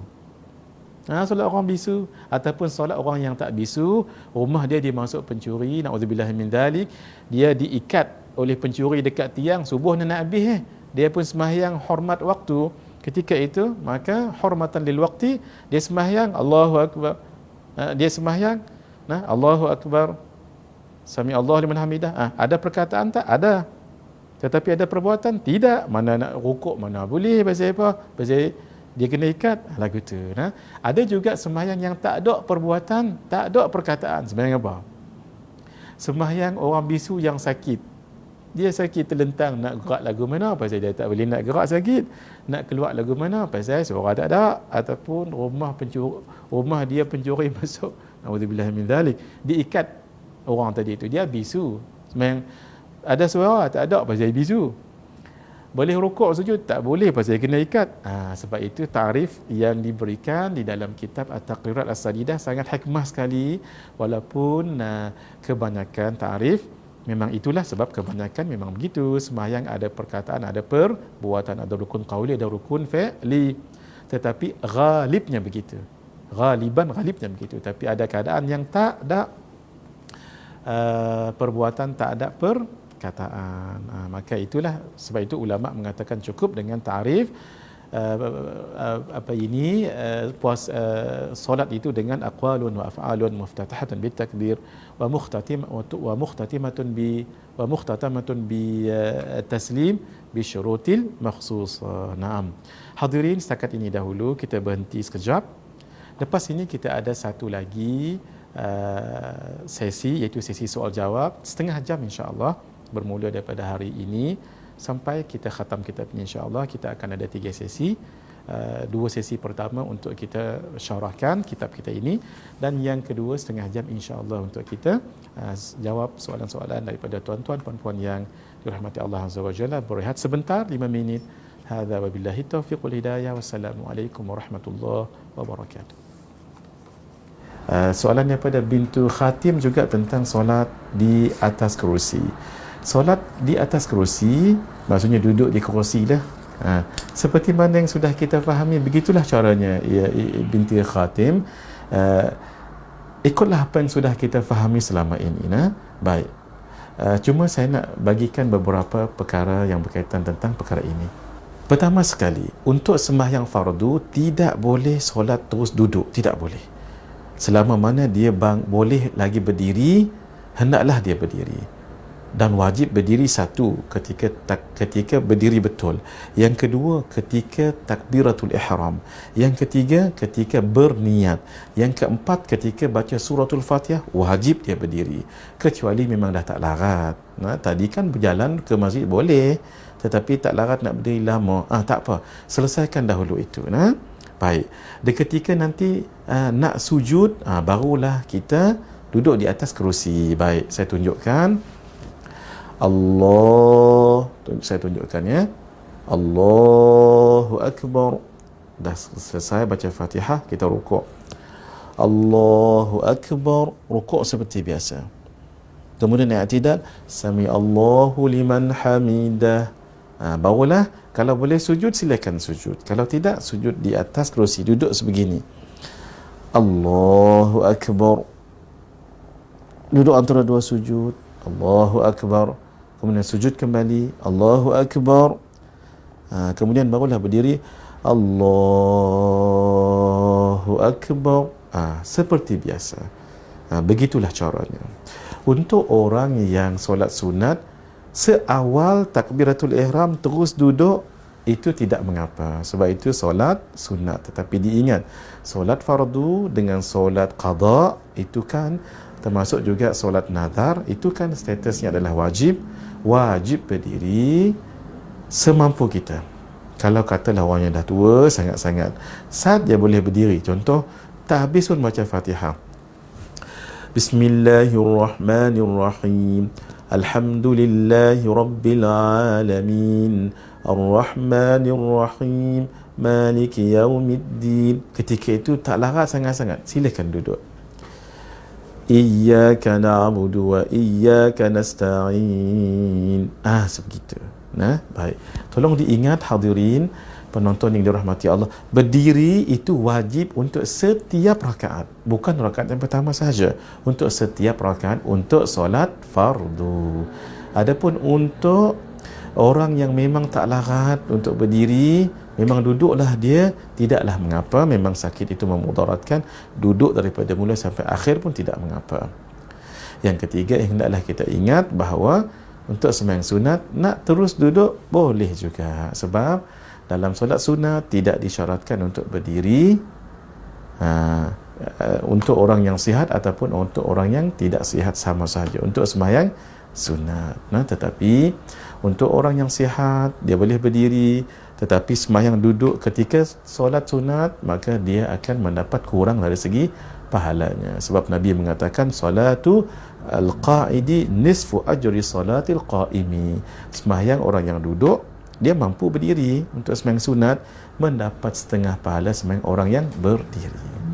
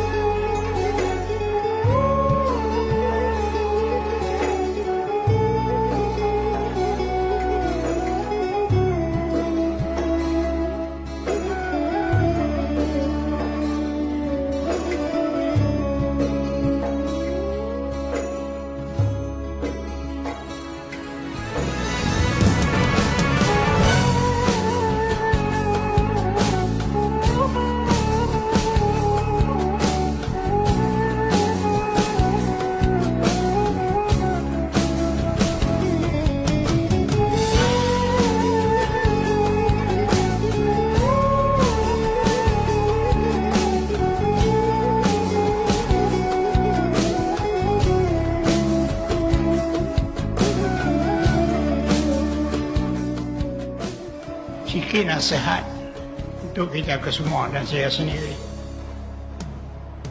Ulama kata ahamul matalib lil insan salasatu. Yang penting bagi kita ingat 3 perkara. Duduk dalam kepala. Yang pertama, ayya'rifa khaliqahu. Mengenal Tuhan yang menjadikan kita. Penting sekali. Ulama berkata awaluddin ma'rifatullah. Yang penting agama Islam mengenal Allah. Bismillahirrahmanirrahim. Assalamualaikum warahmatullahi wabarakatuh. Hadirin yang dirahmati Allah, sidang penonton yang budiman, mudah-mudahan kita dirahmati Allah Subhanahu wa taala. Di sini ada beberapa soalan, mari kita lihat untuk kita jawab soalan-soalan ini. Pertama sekali, saudara Nazri dari Kelantan, saya nak tanya, bolehkah Ustaz jelaskan tentang insan selamat panca indera? Adakah dia dikira selamat panca indera jika dia hanya buta atau pekak sahaja? Yang berkaitan dengan semalam ni kan, yang dikatakan orang yang mukallaf ada 4 syarat. Satu, yang pertama sekali baligh, sudah sampai umur taklif. Yang kedua, berakal. Yang ketiga, sampai seruan Islam. Yang keempat, mesti selamat panca inderanya 2, penglihatan dan pendengaran. Maksudnya ialah ketika dia baligh, dia sempat melihat dan dia sempat mendengar, atau dia hanya sempat melihat tapi tak sempat mendengar, atau dia hanya sempat mendengar tapi tak dapat melihat. Orang sebegini selepas dia baligh, dianggap orang ini mukallaf. Kenapa? Katalah seorang itu ketika dilahirkan dia buta, tetapi dia boleh mendengar. Maka ketika baligh, orang akan ajar dia tentang solat, tentang puasa, dan dia dengar dan dia boleh faham. Sebab itu dia dianggap sebagai baligh. Ataupun dia pekak, tetapi dia boleh melihat. Selepas baligh tu kan, memang daripada lahir lagi dia sudah tak boleh mendengar, pekak. Maka dia boleh, tapi dia boleh melihat. Maka wajib tak? Wajib. Dia dianggap sebagai mukallaf. Kenapa? Dia boleh solat dengan jalan melihat, walaupun dia tak mendengar. Dia lihat orang tu solat, orang tu pun ajar, tambah lagi dengan bahasa bahasa isyarat dan semua sekali kan. Naam. Yang dikatakan orang itu tidak mukallaf kalau daripada lahir 2 ni tak ada dah. Tak boleh melihat, buta, dan tak boleh mendengar, pekak.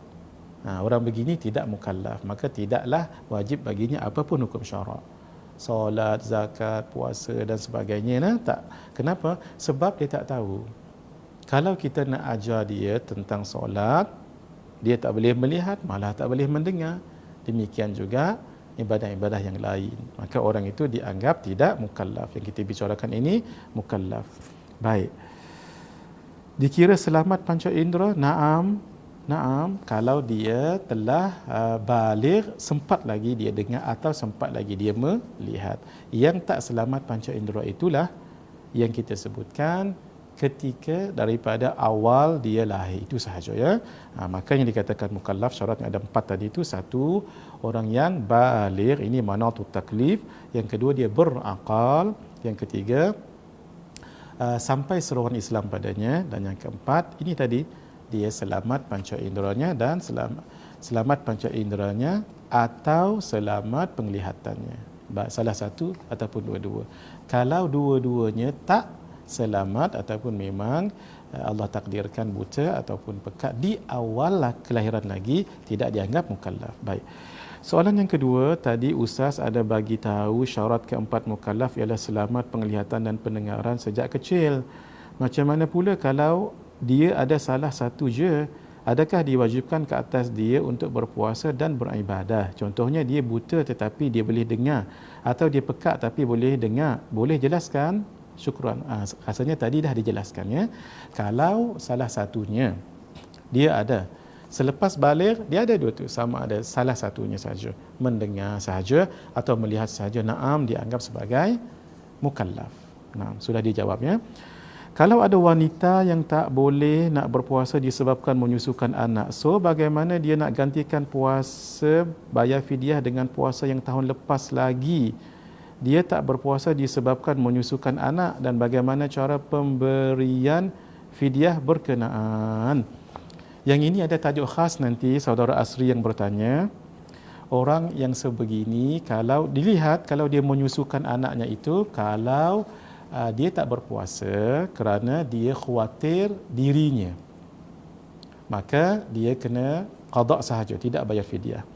Kalau dia tak berpuasa kerana dia khawatir pada dirinya dan anaknya itu, dirinya dia khawatir, anak pun dia khawatir, itu dia kena qada sahaja.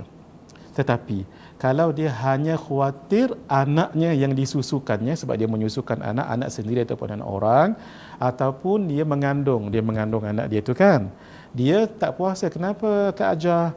Itulah takut kandungan. Takut kandungan. Kerana dia melibatkan orang lain sahaja, dia kena dua. Satu qada dan satu fidyah. Tajuk ni sebenarnya ada tajuk khas, saya tak panjangkan.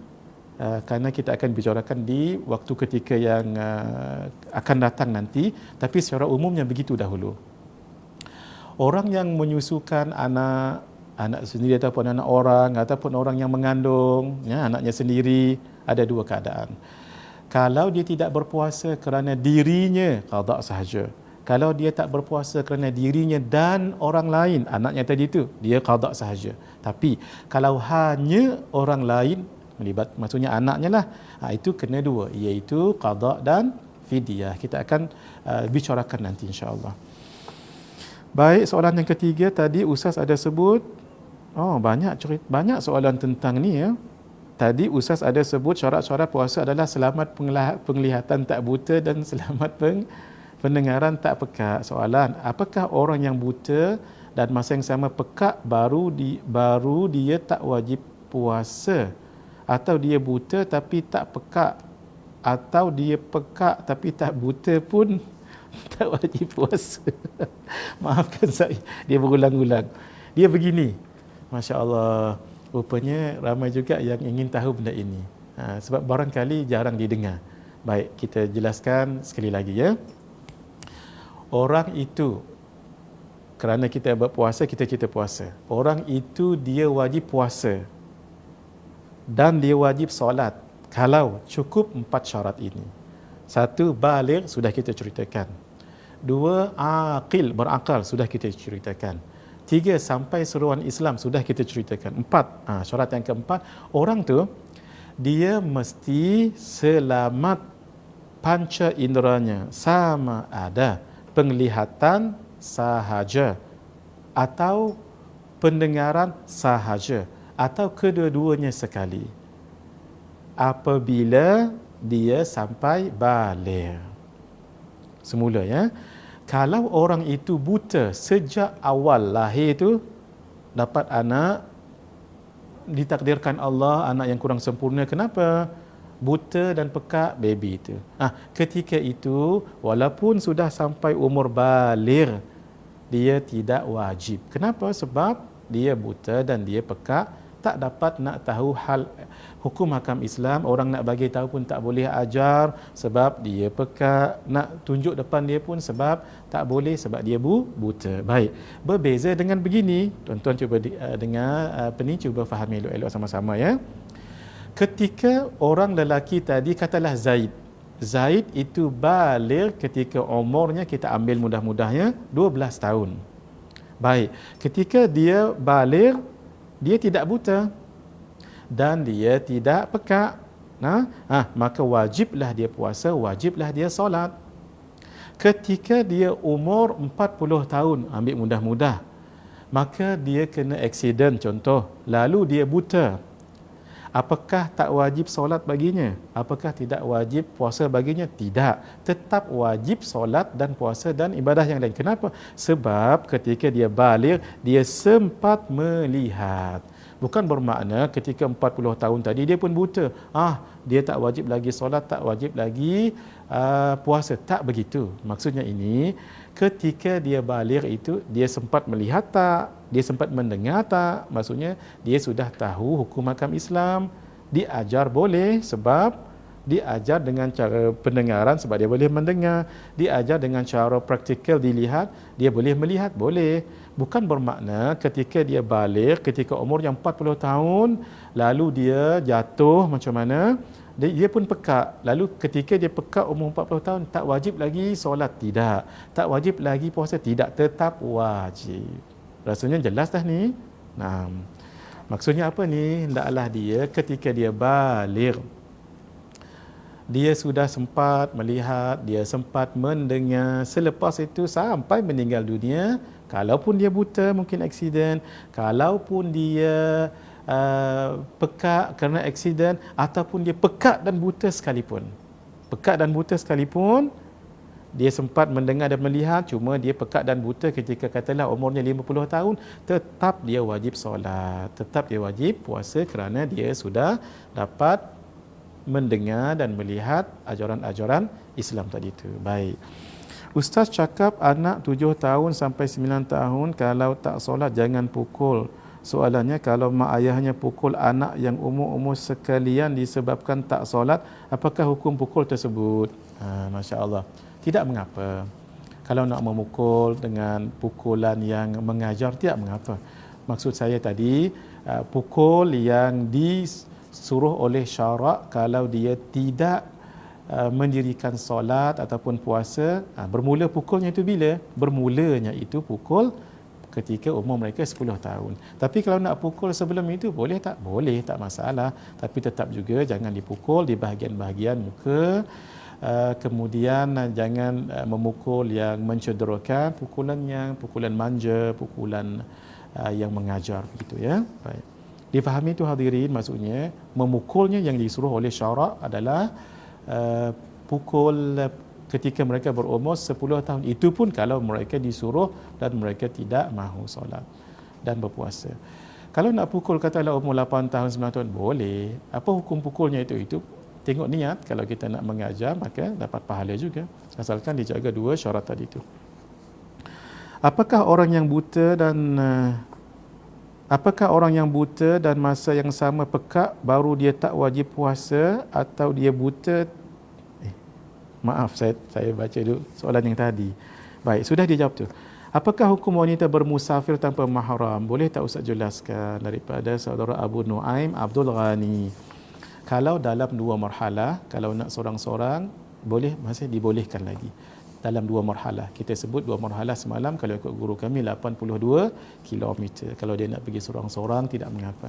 Tapi kalau selepas daripada dua marhalah, maka perlukan mahram ataupun orang, sebagian ulama mengatakan, contohnya pelajar-pelajar, adik-adik pelajar kita yang masih belajar lagi, maka hendaklah dengan kumpulan muslimat yang thiqah dan dipercayai, itu sudah memadai.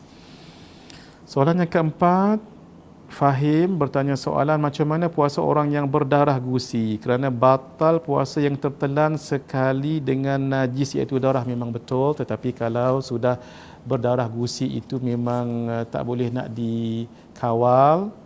Walaupun kita berusaha untuk buang, tapi yang termasuk sedikit-sedikit itu dimaafkan oleh syarak. La yukallifullahu nafsan illa usaha. Sebab apa? Sebab dia memang berusaha dah buang tu. Tapi ada celah-celah sedikit-sedikit, maka itu dimaafkan. Seseorang yang bangun untuk sahur, sedang sahur rupa-rupanya sudah jam 7 pagi. Apakah boleh meneruskan puasanya? Tidak boleh. Sebab apa? Sebab maksudnya kalau 7 pagi ni memang sudah masuk fajar lah.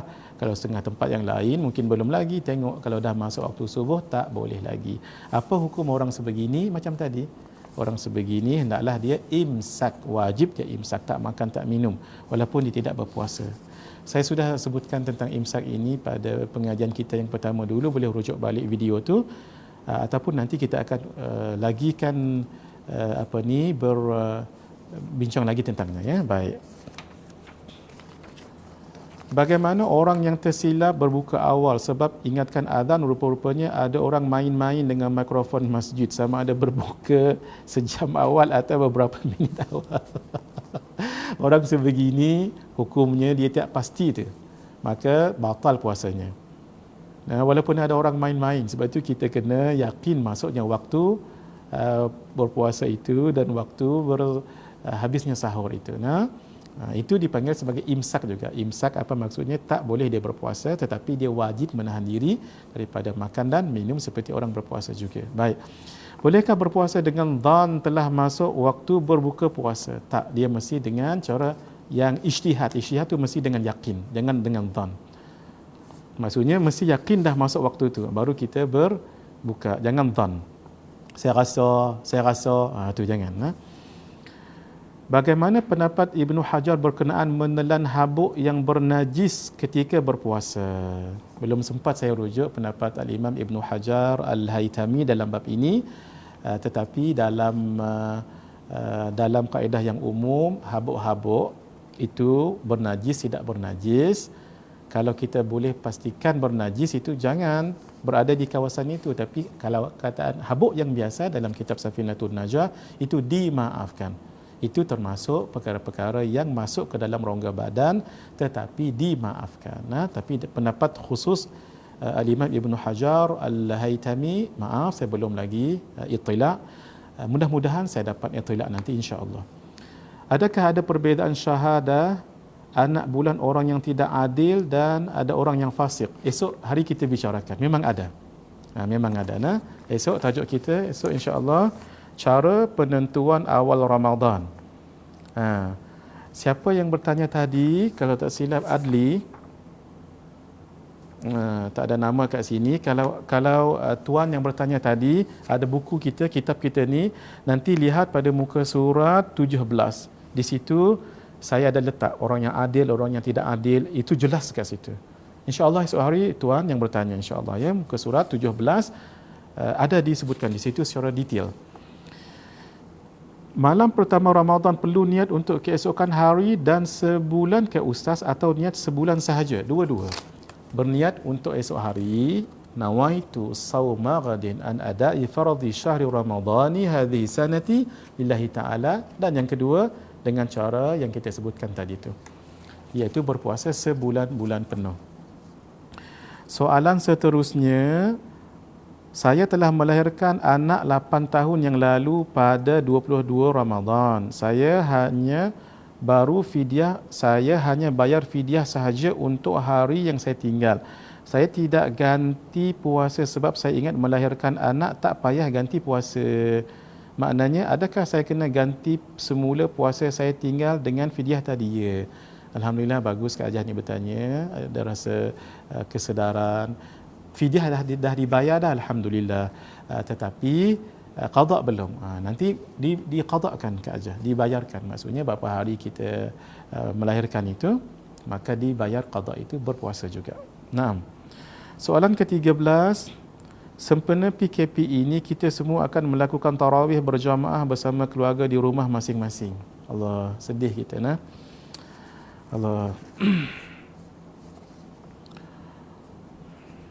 Soalan saya, adakah boleh ahli keluarga perempuan menjadi Bilal?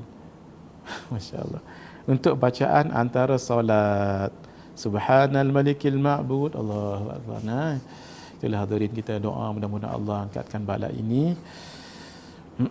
Sebab kita sekarang ni dah empat kali dah kita tak solat Jumaat dan solat berjamaah kita pun rasa ia memang dalam syarak dibolehkan sebab kita ikut pemerintah. Tetapi dari segi kerohanian memang kita akan terasa sedikit. InsyaAllah mudah-mudahan Allah angkatkan bala ini dan wabak ini. Kembali kita solat berjamaah di masjid dan kita dapat solat Jumaat seperti biasa insya-Allah. Baik. Sebolehnya tak payahlah perempuan walaupun sama mahram kita dalam rumah anak beranak, sebolehnya tak payahlah. Kalau dengan tujuan untuk mengajar anak-anak itu tidak mengapa, tetapi lebih baik kita sendiri ataupun anak lelaki sendiri. Macam mana caranya? Mudah. Kalau dia tak hafal lagi, bekalkan yang dalam kitab itu. Jakim pun ada photostat yang solat 20 rakaat yang lengkap itu. Maka baca saja, tak perlu lagi yang perempuan. Nah, tapi kita dengan isteri saja. Macam mana? Kita Bilal, kita imam, dia Bilal, tak payah juga. Kita sendiri, kalau saya dengan zaujah saya sendiri baca. Nah, begitu. Jadi tak perlulah, cukup untuk berlatih dan kita sentiasa untuk menjaga hukum syarak walaupun yang sekecil-sekecil sebegini pun. Nah, cuba bayangkan hadirin dalam solat, kalau suami sekalipun salah dalam berbuat sesuatu dalam solat, tetap isteri tak boleh kata subhanallah, tetap tasfiq begini. Itu dalam solat tu. Kan kenapa? Tu nak jaga. Bukanlah saya katakan ni suara aurat suami isteri, tidaklah. Itu maksudnya untuk menjaga.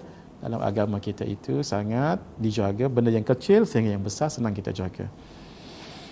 Baik, itu soalan daripada Ashraf. Masya Allah. Hadirin solat tarawih ini panjang perbicaraannya ya. Khilaf di kalangan ulama, apakah 20, 36, 40. Itu yang khilaf di kalangan 4 mazhab. Bukan khilafnya 20 ke 8. Tak.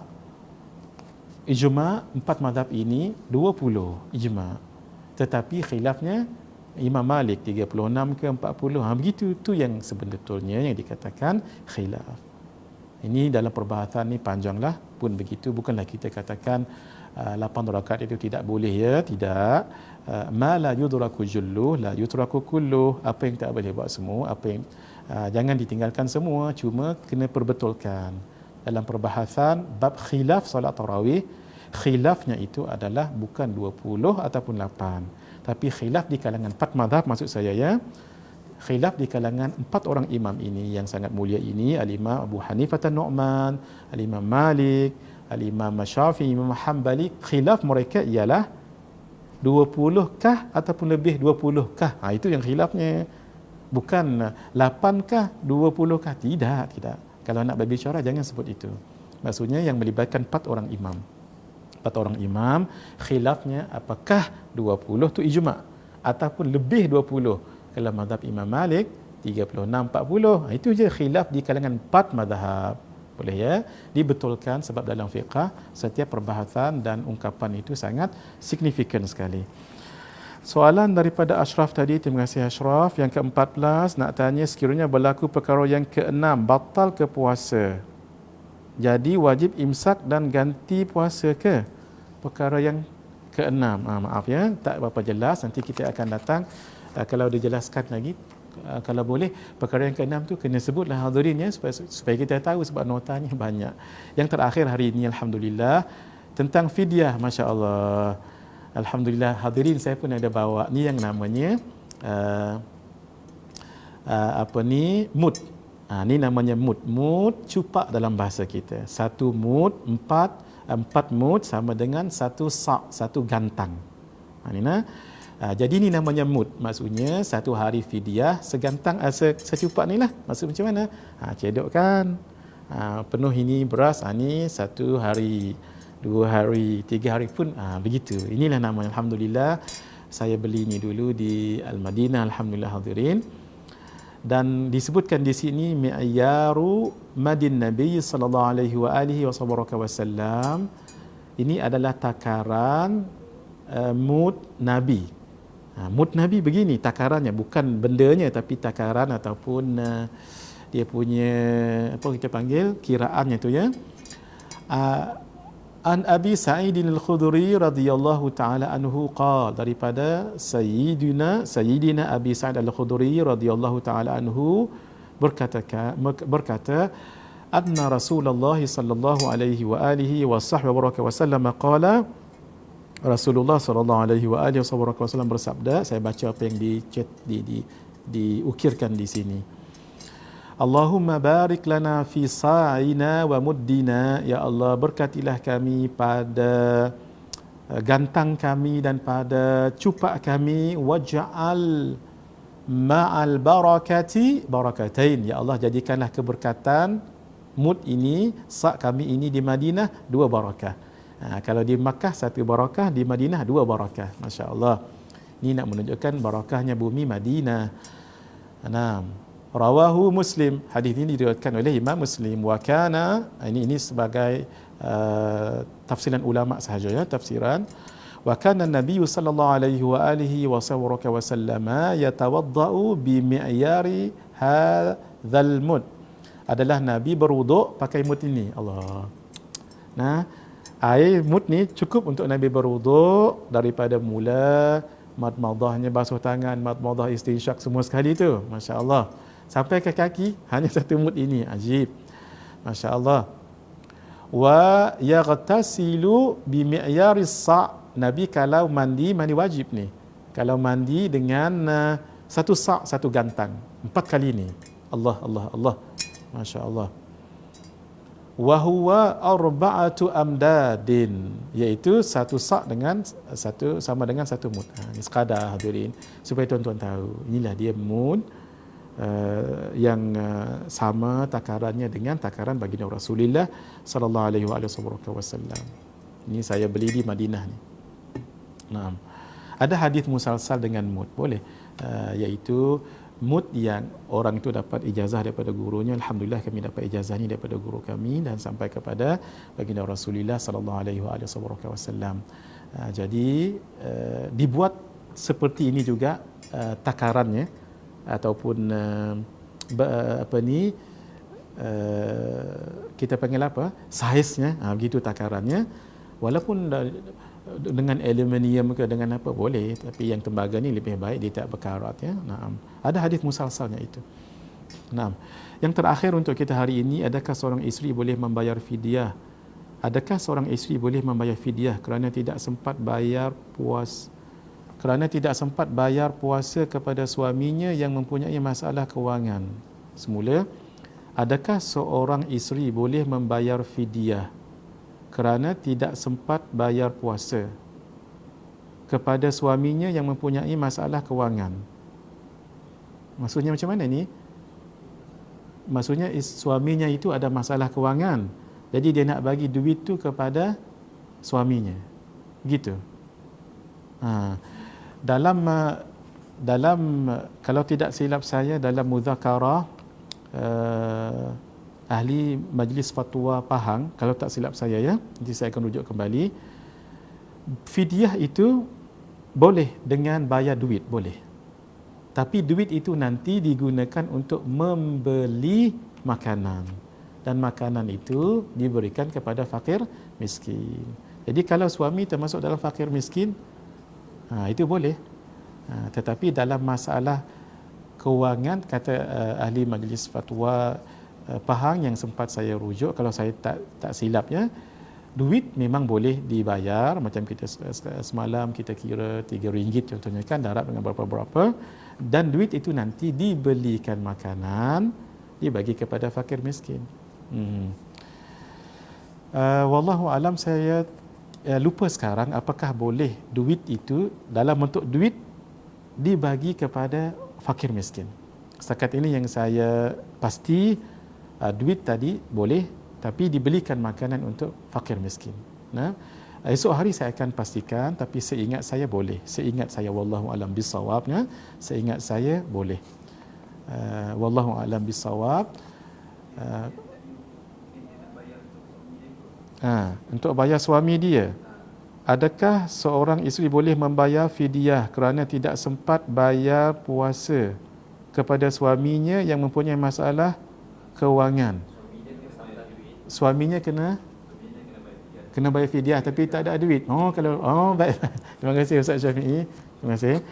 Kalau isteri ni baik, alhamdulillah, masya-Allah, suaminya ada masalah kewangan, tapi suaminya ni hutang, banyak tahun dah kumpul tu dia banyak sekali fidyah dia kena bayar.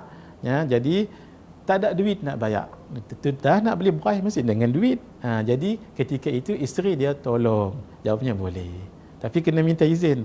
Minta izin suami dulu, bang, tak apa, bab ini nanti bang saya akan bayar untuk abang. Saya izinkan, kata suaminya. Boleh. Sama juga dengan bayar zakat, hadirin. Boleh tak kita bayar zakat untuk orang lain? Jawabnya boleh. Boleh. Zakat fitrah nanti kan, bulan puasa nanti kan. Boleh tak kita bayar zakat untuk orang lain? Boleh. Contoh begini ya, kita ada jiran kita ni kurang mampu, anaknya pun ramai. Boleh tak kita bayar untuk mereka? Jawabnya boleh, tapi syarat, minta izin dulu. Saya nak minta izin bayar zakat fitrah untuk Haji dan keseluruhan anak Haji yang ada 11 orang ini, contoh. Campur suami isterinya jadi 13. Kita bayar berapa jumlah 13 tu. Kalau dia izinkan, hukumnya boleh. Kalau umpama saja nak bagi tahunya, kalau contohnya di kampung kita tu kita tahu ada 10 keluarga yang miskin. Nah, kita minta izin 10-10-nya, saya nak bayar untuk semua sekali. Boleh tak? Boleh. Kita bayar. Boleh. Dalam bab itu tidak mengapa. Kalau soalannya bermaksud sebegitu, sangat bolehlah. Cuma yang tadi tu, saya akan pastikan lagi cara yang pertama tadi tu. Apakah dia bayar tu dengan duit sekaligus ataupun dengan duit dibeli makanan. Seingat saya boleh, tapi saya akan takkidkan kemudian nanti insya-Allah. Hadirin, setakat ini sahaja. Kita berjumpa esok hari untuk tajuk yang baru pula, iaitu cara penentuan awal Ramadan. Sebenarnya tajuk ni kita tak perlu risau sangat, sebab kita di Malaysia ini cukup dengan kita tahu iklan ataupun pemberitahuan daripada penyimpan mohor besar Raja-Raja Melayu. Kita ikut itu sajalah. Tapi untuk kita lebih detail, nanti kita akan bicarakan tentang hilal, iaitu anak bulan, dan tentang hilal ataupun ru'yah, dan tentang hisab, cara pengiraannya. Baik, insya-Allah esok hari berjumpa kembali insya-Allah. Hadza wabillahi taufiq wal hidayah. Wassalamualaikum warahmatullahi wabarakatuh.